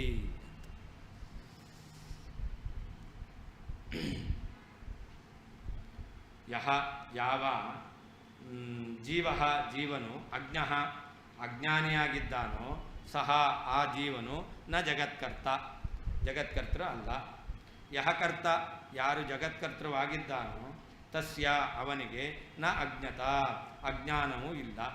ಅತಃ ಆದ್ದರಿಂದ ಅಜ್ಞಾನ ಭ್ರಮ ಅಯೋಗ, ಅಜ್ಞಾನದ ಆರೋಪವು ಮಾಡಲಿಕ್ಕೆ ಬಾರದೇ ಇರುವುದರಿಂದ ಬ್ರಹ್ಮನಲ್ಲಿ ಅಜ್ಞಾನದ ಆರೋಪ ಕೂಡುವುದಿಲ್ಲ. ಆದ್ದರಿಂದ ಶಾಸ್ತ್ರಕೃತ ಬ್ರಹ್ಮ ಅಜ್ಞಾನದಿಂದ ಜಗತ್ತು ಕಲ್ಪಿತವಾಗಿದೆ ಎಂಬುದಾಗಿ ಶಾಸ್ತ್ರವನ್ನು ರಚನೆ ಮಾಡಿರ್ತಕ್ಕಂತಹ ತವ ನಿನಗೇನೆ ಭ್ರಾಂತಿ, ಭ್ರಾಂತಿ ಎಂಬತಕ್ಕಂಥದ್ದು ಬರುತ್ತದೆ. ಕಥಂಚಿತ್ ಹೇಗಾದರೂ ಅಂದರೆ ಅಹಮಜ್ಞ ಎಂಬತಕ್ಕಂತಹ ಪ್ರತೀತಿಯನ್ನು ಇಟ್ಟುಕೊಂಡು ಭ್ರಮಯೋಗೇಪಿ ಭ್ರಮ ಇದೆ ಅಜ್ಞಾನವನ್ನು ಹೇಳುವುದು ಅಂತಾದರೆ ಶಾಸ್ತ್ರಕೃತ ಬ್ರಹ್ಮನಲ್ಲಿ ಅಜ್ಞಾನವು ಆರೋಪಿತ ಎಂಬತಕ್ಕಂತಹ ಶಾಸ್ತ್ರವನ್ನು ರಚಿಸಿರುವಂತಹ ತವ ನಿನಗೇನೆ ಭ್ರಾಂತಿ, ಭ್ರಾಂತಿ ಎಂಬತಕ್ಕಂಥದ್ದು. ಯಾಕೆ? ಅಹಮಜ್ಞ ಎಂಬತಕ್ಕಂಥದ್ದು ಜೀವನಲ್ಲಿ ಹೇಳ್ತಾ ಇದೆ, ಅದು ಬ್ರಹ್ಮನಲ್ಲಿ ಅಂತ ಹೇಳಲಿಕ್ಕೆ ಬರುವುದಿಲ್ಲ. ಯಹ ಯಾವ ಜೀವ ಜೀವನು ಅಜ್ಞ ಅಜ್ಞಾನಿಯಾಗಿದ್ದಾನೋ ತಸ್ಯ ಅವನಿಗೆ ಅವನು ನ ಜಗತ್ಕರ್ತ ಜಗತ್ಕರ್ತೃ ಅಲ್ಲ. ಯಹ ಯಾರು ಕರ್ತ ಜಗತ್ಕರ್ತೃ ಆಗಿದ್ದಾನೋ ತಸ್ಯ ಅವನಿಗೆ ನ ಅಜ್ಞಾನತ ಅಜ್ಞಾನ ಎಂಬತಕ್ಕಂಥದ್ದು ಇಲ್ಲ. ಅತಃ ಆದ್ದರಿಂದ ಅಜ್ಞಾನ ಭ್ರಮ ಅಯೋಗ ಅಜ್ಞಾನಾರೋಪವು ಕೂಡದೇ ಇರುವುದರಿಂದ ಶಾಸ್ತ್ರಕೃತ ಬ್ರಹ್ಮಾಜ್ಞಾನದಿಂದ ಈ ಜಗತ್ತು ಕಲ್ಪಿತವಾಗಿದೆ ಎಂಬುದಾಗಿ ಶಾಸ್ತ್ರವನ್ನು ರಚನೆ ಮಾಡಿರ್ತಕ್ಕಂತಹ ತೇ ನಿನಗೆ ಭ್ರಾಂತಿ, ಭ್ರಾಂತಿ ಎಂಬತಕ್ಕಂಥದ್ದು ಇದೆ. ಕಥಂಚಿತ್ ಹೇಗಾದರೂ ಅಹಮಜ್ಞ ಎಂಬತಕ್ಕಂತಹ ಪ್ರತೀತಿಯನ್ನು ಇಟ್ಕೊಂಡು ಭ್ರಮಯೋಗೇಪಿ ಬ್ರಹ್ಮನಿಗೆ ಅಜ್ಞಾನವನ್ನು ಹೇಳಲಿಕ್ಕೆ ಅವಕಾಶ ಇದೆ ಅಂತ ಹೇಳಿದರೂ ಕೂಡ ಶಾಸ್ತ್ರಕೃತಃ ಬ್ರಹ್ಮನಲ್ಲಿ ಅಜ್ಞಾನದ ಆರೋಪ ಇದೆ ಎಂಬುದಾಗಿ ಹೇಳ್ತಕ್ಕಂಥ ಶಾಸ್ತ್ರವನ್ನು ಬರೆತಿರತಕ್ಕಂಥ ನಿನಗೆ ಭ್ರಾಂತಿ ಇದೆ. ಅಹಮಜ್ಞ ಎಂಬತಕ್ಕಂತಹ ಈ ಜ್ಞಾನವನ್ನು ಇಟ್ಕೊಂಡು ಬ್ರಹ್ಮನಲ್ಲಿ ಅಜ್ಞಾನದ ಆರೋಪವನ್ನು ಹೇಳಲಿಕ್ಕೆ ಬರುವುದಿಲ್ಲ.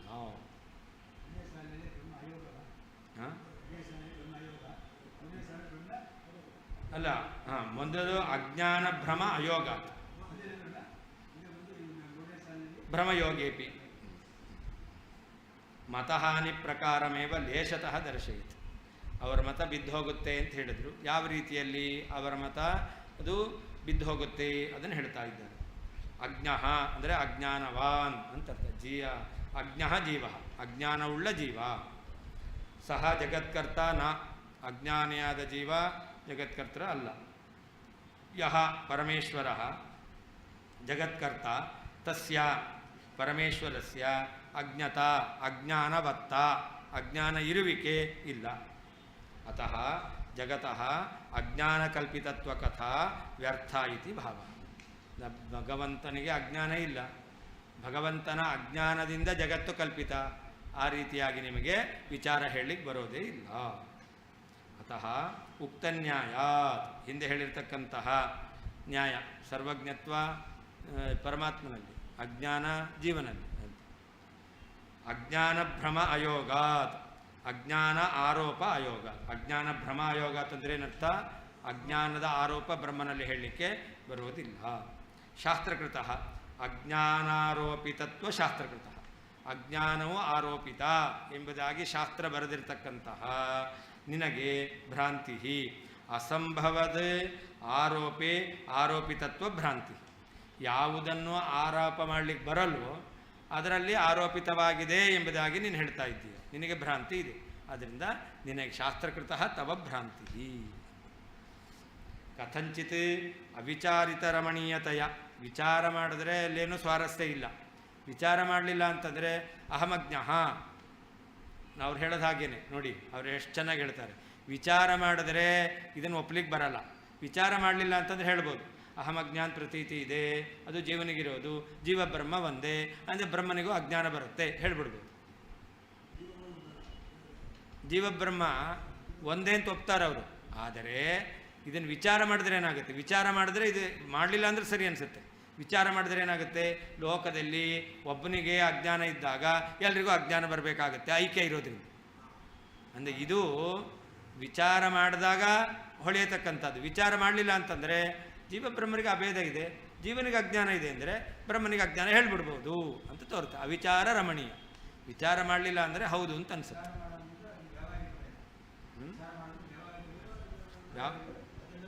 ಐಕ್ಯ ಇದೆ ಅಂತ, ಐಕ್ಯ ಇದೆ. ಆದ್ದರಿಂದ ಜೀವನಲ್ಲಿರೋದು ಬ್ರಹ್ಮನಲ್ಲಿ ಬರುತ್ತೆ ಅಂತ ಹೇಳ್ಬಿಡೋದು, ಐಕ್ಯ ಇದೆ ಅಂತ. ವ್ಯಾವಹಾರಿಕ ಭೇದವನ್ನು ಹೇಳ್ತೀರಾ ಅಂತ ಹೊರಟ್ರೆ ಆವಾಗ ಜೀವನಲ್ಲಿರೋ ಅಜ್ಞಾನ ಬ್ರಹ್ಮನ ಹೇಳಲಿಕ್ಕೆ ಬರಲ್ಲ. ಅದರಿಂದ ಐಕ್ಯ ಇದೆ ಅಂತ ಇಟ್ಕೊಂಡು ನೀವು ಮೇಲೆ ಹೇಳ್ತೀರಾ ಅಂತಂದರೆ ಅವಾಗ ಅವಿಚಾರಿತ ರಮಣೀಯತೆ. ವ್ಯಾವಹಾರಿಕ ಭೇದ ಅಂತ ಇಟ್ಕೊಂಡ್ರು ಜೀವನ ಅಜ್ಞಾನ ಬ್ರಹ್ಮನ ಹೇಳಲಿಕ್ಕೆ ಬರಲ್ಲ. ಕೊಡುತ್ತೆ, ಐಕ್ಯ ಇದೆ ಅದರಿಂದ ಹೇಳ್ಬೋದು. ಅಜ್ಞಾನ ಒಬ್ಬನಿರಲ್ಲಿ ಇರುವ ಪ್ರತೀತಿ ಇನ್ನೊಬ್ಬನಿಗೆ ಬರಲ್ಲ. ಐಕ್ಯ ಇರೋದ್ರಿಂದ ಕೂಡುತ್ತೆ. ಅದೇ ಅವಿಚಾರಿತ ರಮಣೀಯತೆ. ಭ್ರಮಯೋಗೇಪಿ ಅಜ್ಞಾನ ಆರೋಪ ಯೋಗೇ. ಬ್ರಹ್ಮನಲ್ಲಿ ಅಜ್ಞಾನ ಇದೆ ಅಂತ ಹೇಳಿದರೂ ಕೂಡ ಶಾಸ್ತ್ರಕೃತ ಬ್ರಹ್ಮಣಿ ಅಜ್ಞಾನಮಿತಿ, ಬ್ರಹ್ಮನಲ್ಲಿ ಅಜ್ಞಾನ ಅಂತ ಹೇಳ್ತೀಯಲ್ಲ, ಆದ್ದರಿಂದ ಶಾಸ್ತ್ರಕೃತ ತವೇವ ಭ್ರಾಂತಿ. ಅಜ್ಞೋಹಮಿತಿ ತು ಅಜ್ಞಾನಮಿತಿ ಅಹಮಿತಿ ತ್ವದಭಿಲಷಿತ ಆರೋಪಾದಪಿ ಜೀವ ಏವ ಅಜ್ಞಾನ ಸಿದ್ಧೇ ಇತಿ ಭಾವ. ಯಾಕೆ ಅಜ್ಞೋಹಂ ಅಂತ ನೀನೇ ಹೇಳ್ತಕ್ಕಂಥ ಪ್ರತೀತಿ. ಇದರಿಂದ ಯಾರಲ್ಲಿ ಅಜ್ಞಾನ ಸಿದ್ಧ ಆಗುತ್ತೆ? ಜೀವನ. ನೀವೇನು ಹೇಳ್ತಾ ಇದ್ದೀರಾ? ಬ್ರಹ್ಮನಲ್ಲಿ ಅಜ್ಞಾನ. ಆದ್ದರಿಂದ ನಿಮಗೆ ಶಾಸ್ತ್ರ ರಚನೆ ಮಾಡಿದವನಿಗೆ ಅಜ್ಞಾನ ಅಂತ ಆಗುತ್ತೆ. ಜೀವೇನುಭೂತಂ ಅಜ್ಞಾನಂ ಸರ್ವಜ್ಞೇ ಕೇನ ನೀಯತೆ ಹಾವತ್ಸಗಲರಜ್ವೈವ ದಿಗ್ಗಜಂ ಬದ್ಧುಮಿಚ್ಛಸಿ. ಜೀವನಲ್ಲಿ ಅನುಭವ ಇರೋದು, ಅಹಮಜ್ಞಃ ಎಂಬತಕ್ಕಂತಹ ಪ್ರಸಿದ್ಧಿ ಇರೋದು, ಅನುಭವ ಇರೋದು. ಆದ್ದರಿಂದಾಗಿ ಸರ್ವಜ್ಞನಾಗಿರ್ತಕ್ಕಂತಹ ಬ್ರಹ್ಮನಲ್ಲಿ ನೀವೇನು ಹೋಗ್ತಾ ಇದ್ದೀರಾ? ಅಜ್ಞಾನವನ್ನು ಹೇಳ್ತಾ ಇದ್ದೀರಾ. ಜೀವನಲ್ಲಿ ಅಹಮಜ್ಞ ಅಂತ ಪ್ರತೀತಿ ಇದೆ, ಅದರಿಂದ ಸರ್ವಜ್ಞನಾದಂತಹ ಬ್ರಹ್ಮನಲ್ಲಿ ಅಜ್ಞಾನವನ್ನು ಹೇಳ್ತೀರಾ ಅಂತಂದರೆ ಕೇನನೀಯತೆ. ಇದು ಭಗವಂತನಲ್ಲಿ ಅಜ್ಞಾನ, ಸರ್ವಜ್ಞನಲ್ಲಿ ಅಜ್ಞಾನ ಇದೆ ಅಂತ ಹೆಂಗೆ ಹೇಳ್ತೀರಾ? ಎಲ್ಲಿಯಾದರೂ ಬೆಳಕಿರುವಲ್ಲಿ ಕತ್ತಲೆ ಇದೆ ಅಂತ ಯಾರಿಂದ ನಾನು ಕೂಡಿಸ್ಲಿಕ್ಕಾಗತ್ತಾ? ಅದಕ್ಕೊಂದು ಯುಕ್ತಿಯನ್ನು ಹೇಳ್ತಾರೆ. ಹಾ ವತ್ಸಗಲರಜ್ಜೈವ ದಿಗ್ಗಜಂ ಬದ್ಧುಮಿಚ್ಛಸಿ ಅಂತ. ಯಾವುದೋ ಒಂದು ಕರುವಿಗೆ ಕಟ್ಟಿರ್ತಕ್ಕಂಥ ಚಿಕ್ಕದಾದಂಥ ಹಗ್ಗ, ಅದರಿಂದ ದಿಗ್ಗಜ ದೊಡ್ಡದಾಗಿರ್ತಕ್ಕಂಥ ಆನೆ, ಅದನ್ನು ಕಟ್ಟಲಿಕ್ಕಾಗತ್ತಾ? ಹಾಗೆ ಜೀವನ ಅಜ್ಞಾನ ಅಂತಂದರೆ ಅದು ಕರುವಿನ ಹಗ್ಗದಂತೆ ಇರತಕ್ಕಂಥ, ಇಂತಹ ಕರುವಿನ ಹಗ್ಗದಂತೆ ಇರತಕ್ಕಂತಹ ಈ ಅಜ್ಞಾನ ಯಾರಿಗಿದೆ ಅಂತ ಹೇಳ್ತೀರಾ? ಬ್ರಹ್ಮನಿಗಿದೆ ಅಂತ ಹೇಳ್ತೀರಾ. ಅದೇನಾಯಿತು? ಈ ಹಗ್ಗದಿಂದ ದಿಗ್ಗಜವನ್ನು ಕಟ್ಟಿದಂತೆ ಆಗುತ್ತೆ. ಅದನ್ನ ಬ್ರಹ್ಮನಲ್ಲಿ ಅಜ್ಞಾನ, ಜೀವಾಜ್ಞಾನದಿಂದ ಹೇಳಲಿಕ್ಕೆ ಬರೋದಿಲ್ಲ. ಜೀವಾತ್ಮನಲ್ಲಿ ಅನುಭೂತಂ ಅಹಮಜ್ಞ ಎಂಬತಕ್ಕಂಥ ಪ್ರತ್ಯಕ್ಷದಿಂದ ಸಿದ್ಧವಾದಂತಹ ಅಜ್ಞಾನವು ಸರ್ವಜ್ಞನಾದ ಪರಮಾತ್ಮನಲ್ಲಿ ಕೇನ ಯಾವ ಪ್ರಮಾಣದಿಂದ ನೀಯತೆ ತರಲ್ಪಡುತ್ತದೆ. ಕಷ್ಟ ಅಂತ ಹೇಳ್ತಾರೆ. ಏಕೆ? ವತ್ಸಗಲರಜ್ವಾಯೇವ, ಕರುವಿನಲ್ಲಿ ಕಟ್ಟಿರ್ತಕ್ಕಂತಹ ಹಗ್ಗದಿಂದಲೇ, ಚಿಕ್ಕದಾದ ಹಗ್ಗದಿಂದಲೇ ದಿಗ್ಗಜವನ್ನು ಬದ್ಧುಂ ಬಂಧಿಸಲು ತ್ವಂ ನೀನು ಇಚ್ಛಸಿ ಇಷ್ಟಪಡ್ತಾ ಇದ್ದೀಯಾ.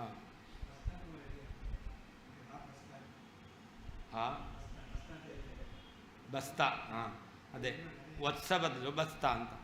ವತ್ಸ ಅಂದರೆ ಕರು, ಬಸ್ತ ಅಂತಂದರೆ ಕುರಿ, ಅಜ. ಅಜದ ಕಟ್ಟಿದ್ದನ್ನು ಗಜ ಕಟ್ಟಲಿಕ್ಕೆ ಹೊರಟಿದ್ದೀರ. ಅಜದ ಕೊರಲಿಗೆ ಕಟ್ಟಿರ್ತಕ್ಕಂಥ ಹಗ್ಗದಿಂದ ಗಜವನ್ನು ಕಟ್ಟಲಿಕ್ಕಾಗತ್ತಾ? ಇಲ್ಲ. ಬಸ್ತ ಅಂದರೆ ಅಜ ಅಂತ. ಇಲ್ಲಿ ಕರು ಅಂತ ಹೇಳಿದ್ರು, ಕರುನಷ್ಟೇ ಅಜ ಇರುತ್ತೆ. ಅಂದರೆ ಅಜದ ಕೊರಳಲ್ಲಿರುವ ಹಗ್ಗ ಅದು ದಿಗ್ಗಜನ ಕಟ್ಟಲಿಕ್ಕಾಗತ್ತಾ?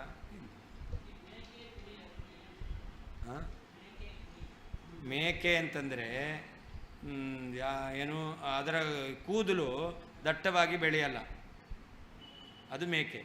ಕುರಿ ಅಂದರೆ ಈಗ ಹುಲ್ಲನ್ನೆಲ್ಲ ಮಾಡ್ತಾರಲ್ಲ, ಅದು ಕುರಿ. ಅದು ಕುರಿ. ಹೌದು. ಗೋಟ್ ಅಜ.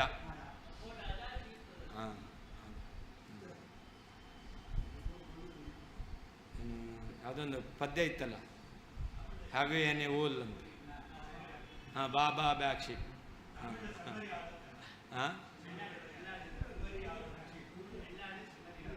ಎಲ್ಲ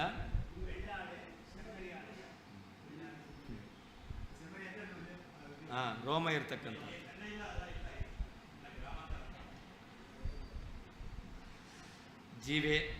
ಜೀವಾತ್ಮನಲ್ಲಿ ಅನುಭೂತಂ ಅಹಮಜ್ಞ ಎಂಬತಕ್ಕಂತಹ ಪ್ರತ್ಯಕ್ಷದಿಂದ ಸಿದ್ಧವಾದಂತಹ ಅಜ್ಞಾನವು ಸರ್ವಜ್ಞನಾಗಿರ್ತಕ್ಕಂತಹ ಪರಮಾತ್ಮನಲ್ಲಿ ಕೇನ ಯಾವ ಪ್ರಮಾಣದಿಂದ ನೀಯತೆ ಹೇಳಲ್ಪಡುತ್ತದೆ. ಕಷ್ಟ ವತ್ಸಗಲರಜ್ವಾಯೇವ, ಕರುವನ್ನು ಕಟ್ಟುವಂತಹ ಹಗ್ಗದಿಂದಲೇ, ಕುತ್ತಿಗೆಯಲ್ಲಿ ಕಟ್ಟುವಂತಹ ಹಗ್ಗದಿಂದಲೇ ದಿಗ್ಗಜವನ್ನು ಬದ್ಧುಂ ಕಟ್ಟಲು ತ್ವಂ ನೀನು ಇಚ್ಛಸಿ ಬಯಸುತ್ತಾ ಇದ್ದಿ. ಉಕ್ತ ಪ್ರಮೇಯಂ ಸರ್ವಸ್ಯಾಪಿ ಬುದ್ಧ್ಯಾರೋಹಾಯ ಸಾಹಿತ್ಯ ಮುದ್ರೆಯ ದರ್ಶಯನ್ ಬಾಧಕಾಂತರಂಚ ಆಹಾ ಅಂತ. ಹಿಂದೆ ಹೇಳಿರ್ತಕ್ಕಂತಹ ಯಾವ ಜೀವನಲ್ಲಿರ್ತಕ್ಕಂಥ ಅಜ್ಞಾನ ಪರಮಾತ್ಮನಲ್ಲಿ ಬರಲ್ಲ ಅಂತ ಹೇಳಿದ್ದು, ಅದನ್ನು ಸರ್ವಸ್ಯಾಪಿ ಬುದ್ಧ್ಯಾರೋಹಾಯ, ಎಲ್ಲರಿಗೂ ಕೂಡ ಮನದಟ್ಟಾಗಬೇಕು, ಸರಿಯಾಗಿ ಅರ್ಥ ಆಗಬೇಕು. ಆ ಉದ್ದೇಶದಿಂದ ಸಾಹಿತ್ಯ ಮುದ್ರೆಯ ಆಲಂಕಾರಿಕವಾಗಿ ಆ ವಿಷಯವನ್ನು ಹೇಳ್ತಾ ಬಾಧಕಾಂತರಂಚ ಇನ್ನೊಂದು ಬಾಧಕವನ್ನು ಕೂಡ ಹೇಳ್ತಾ ಇದ್ದಾರೆ. ಅನುಭೂತಂ ಅಂತಿದೆ, ಅದಕ್ಕೆ ಅಜ್ಞೋಹಂ ಇತಿ ಪ್ರತ್ಯಕ್ಷ ಸಿದ್ಧಂ. ಅನುಭೂತ ಅಂತಂದರೆ ಅಹಮಜ್ಞ ಎಂಬತಕ್ಕಂತಹ ಪ್ರತ್ಯಕ್ಷದಿಂದ ಸಿದ್ಧವಾದದ್ದು. ಸರ್ವಜ್ಞೆ ಅಂದರೆ ಸರ್ವಜ್ಞನಾದ ಬ್ರಹ್ಮಣಿ, ಬ್ರಹ್ಮನಲ್ಲಿ. ಸರ್ವಜ್ಞ ಇತ್ಯನೇನ ಅಜ್ಞಾನ ಅಸಂಭವಂ ಸೂಚಯತಿ. ಸರ್ವಜ್ಞನಾದ ಬ್ರಹ್ಮನಲ್ಲಿ ಅಂತ ಹೇಳಿದ್ರಿಂದ, ಸರ್ವಜ್ಞ ಅಂತ ಹೇಳಿದ್ರಿಂದ ಅವನಲ್ಲಿ ಅಜ್ಞಾನ ಇಲ್ಲ ಅಂತ ಹೇಳ್ತಾ ಇದ್ದಾರೆ. ಕೇನ ಅಂದರೆ ಪ್ರಮಾಣೇನ ಅಂತ ಅರ್ಥ. ಕೇನ ಯಾವ ಪ್ರಮಾಣದಿಂದ. ಪ್ರತ್ಯಕ್ಷಸ್ಯ ಜೀವ ಏವ ಅಜ್ಞಾನ ಸಾಧಕತ್ವಾತ್ ಸರ್ವಜ್ಞೆ ಅಜ್ಞಾನಸ್ಯ ವ್ಯಾಹತತ್ವಾಚ್ಚ. ಅಹಮಜ್ಞ ಅಂತ ಪ್ರತೀತಿ ಇರೋದು, ಇದು ಜೀವನಲ್ಲಿ ಅಜ್ಞಾನವನ್ನು ತಂದುಕೊಡ್ತಾ ಇದೆ.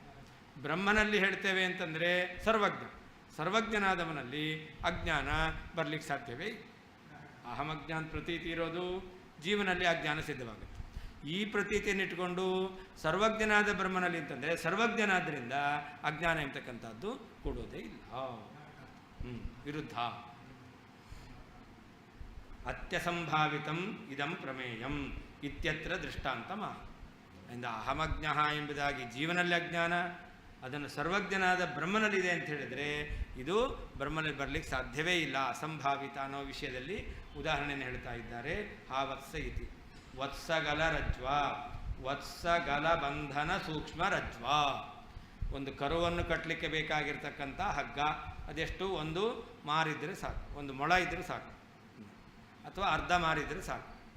ಅಷ್ಟು ಸಣ್ಣದಾಗಿರ್ತಕ್ಕಂಥ ಹಗ್ಗದಿಂದ ಹಾ ಕಷ್ಟಂ ಏವಮೇವ ಅಲ್ಪಕೆ ಜೀವೇ ಬಂಧಕಂ ಅಜ್ಞಾನಂ ನಿತ್ಯಮುಕ್ತೆ ಸರ್ವೇಶ್ವರೇ ತ್ವಮಪಿ ನಯಸಿ. ದಿಗ್ಗಜ ಅಂತ ಹೇಳಿದ್ರು. ಜೀವ ಅಲ್ಪ, ಅವನು ಅಂತಹ ಅಲ್ಪನಾಗಿರ್ತಕ್ಕಂಥ ಜೀವನಲ್ಲಿ ಬಂಧಕವಾಗಿರ್ತಕ್ಕಂಥದ್ದು ಅಜ್ಞಾನ. ಅಜ್ಞಾನ ಅಲ್ಪನಾದ ಜೀವನಿಗೆ ಬಂಧಕವಾಗುತ್ತೆ. ಅಂತಹ ಜ್ಞಾನವನ್ನು ನೀನೇನು ಮಾಡ್ತಾ ಇದ್ದೀಯಾ? ನಿತ್ಯಮುಕ್ತೇ ಸರ್ವೇಶ್ವರ, ನಿತ್ಯಮುಕ್ತನಾದ ಸರ್ವ ನಿಯಾಮಕನಾಗಿರ್ತಕ್ಕಂತಹ ಆ ಪರಮಾತ್ಮನಲ್ಲಿ ತ್ವಂ ನಯಸಿ, ಅಂತಹ ಅಜ್ಞಾನ ಇದೆ ಅಂತ ಹೇಳಿಕ್ಕೆ ಹೊರಟಿದೀಯ. ಅತಃ ಅಸಂಭಾವನಾ ಪರಾಹತಮಿತಿ ಭಾವ. ಇದನ್ನು ಒಪ್ಪಲಿಕ್ಕೆ ಸಾಧ್ಯ ಇಲ್ಲ. ಇಷ್ಟು ಸಣ್ಣದಾದ ಹಗ್ಗದಿಂದ ಆನೆಯನ್ನು ಕಟ್ಟಲಿಕ್ಕಾಗತ್ತಾ? ಇದು ಈ ಆನೆ ಅಲ್ಲ, ದಿಗ್ಗಜ ಅಂತ. ಹಾಗಾದರೆ ದಿಕ್ಪಾಲಕರಾದಂಥವರು ಕುತ್ಕೊಳ್ತಕ್ಕಂತಹ ಆನೆ ಅಥವಾ ದಿಕ್ಕುಗಳನ್ನು ಹೊತ್ತಿರ್ತಕ್ಕಂತಹ ಆನೆ, ಅದನ್ನು ಕಟ್ಟಲಿಕ್ಕೆ ಸಾಧ್ಯವೇ ಇಲ್ಲ. ಹಾಗೆ ಪರಮಾತ್ಮನಲ್ಲಿ ಅಜ್ಞಾನ ಹೇಳಲಿಕ್ಕೆ ಬರುವುದಿಲ್ಲ.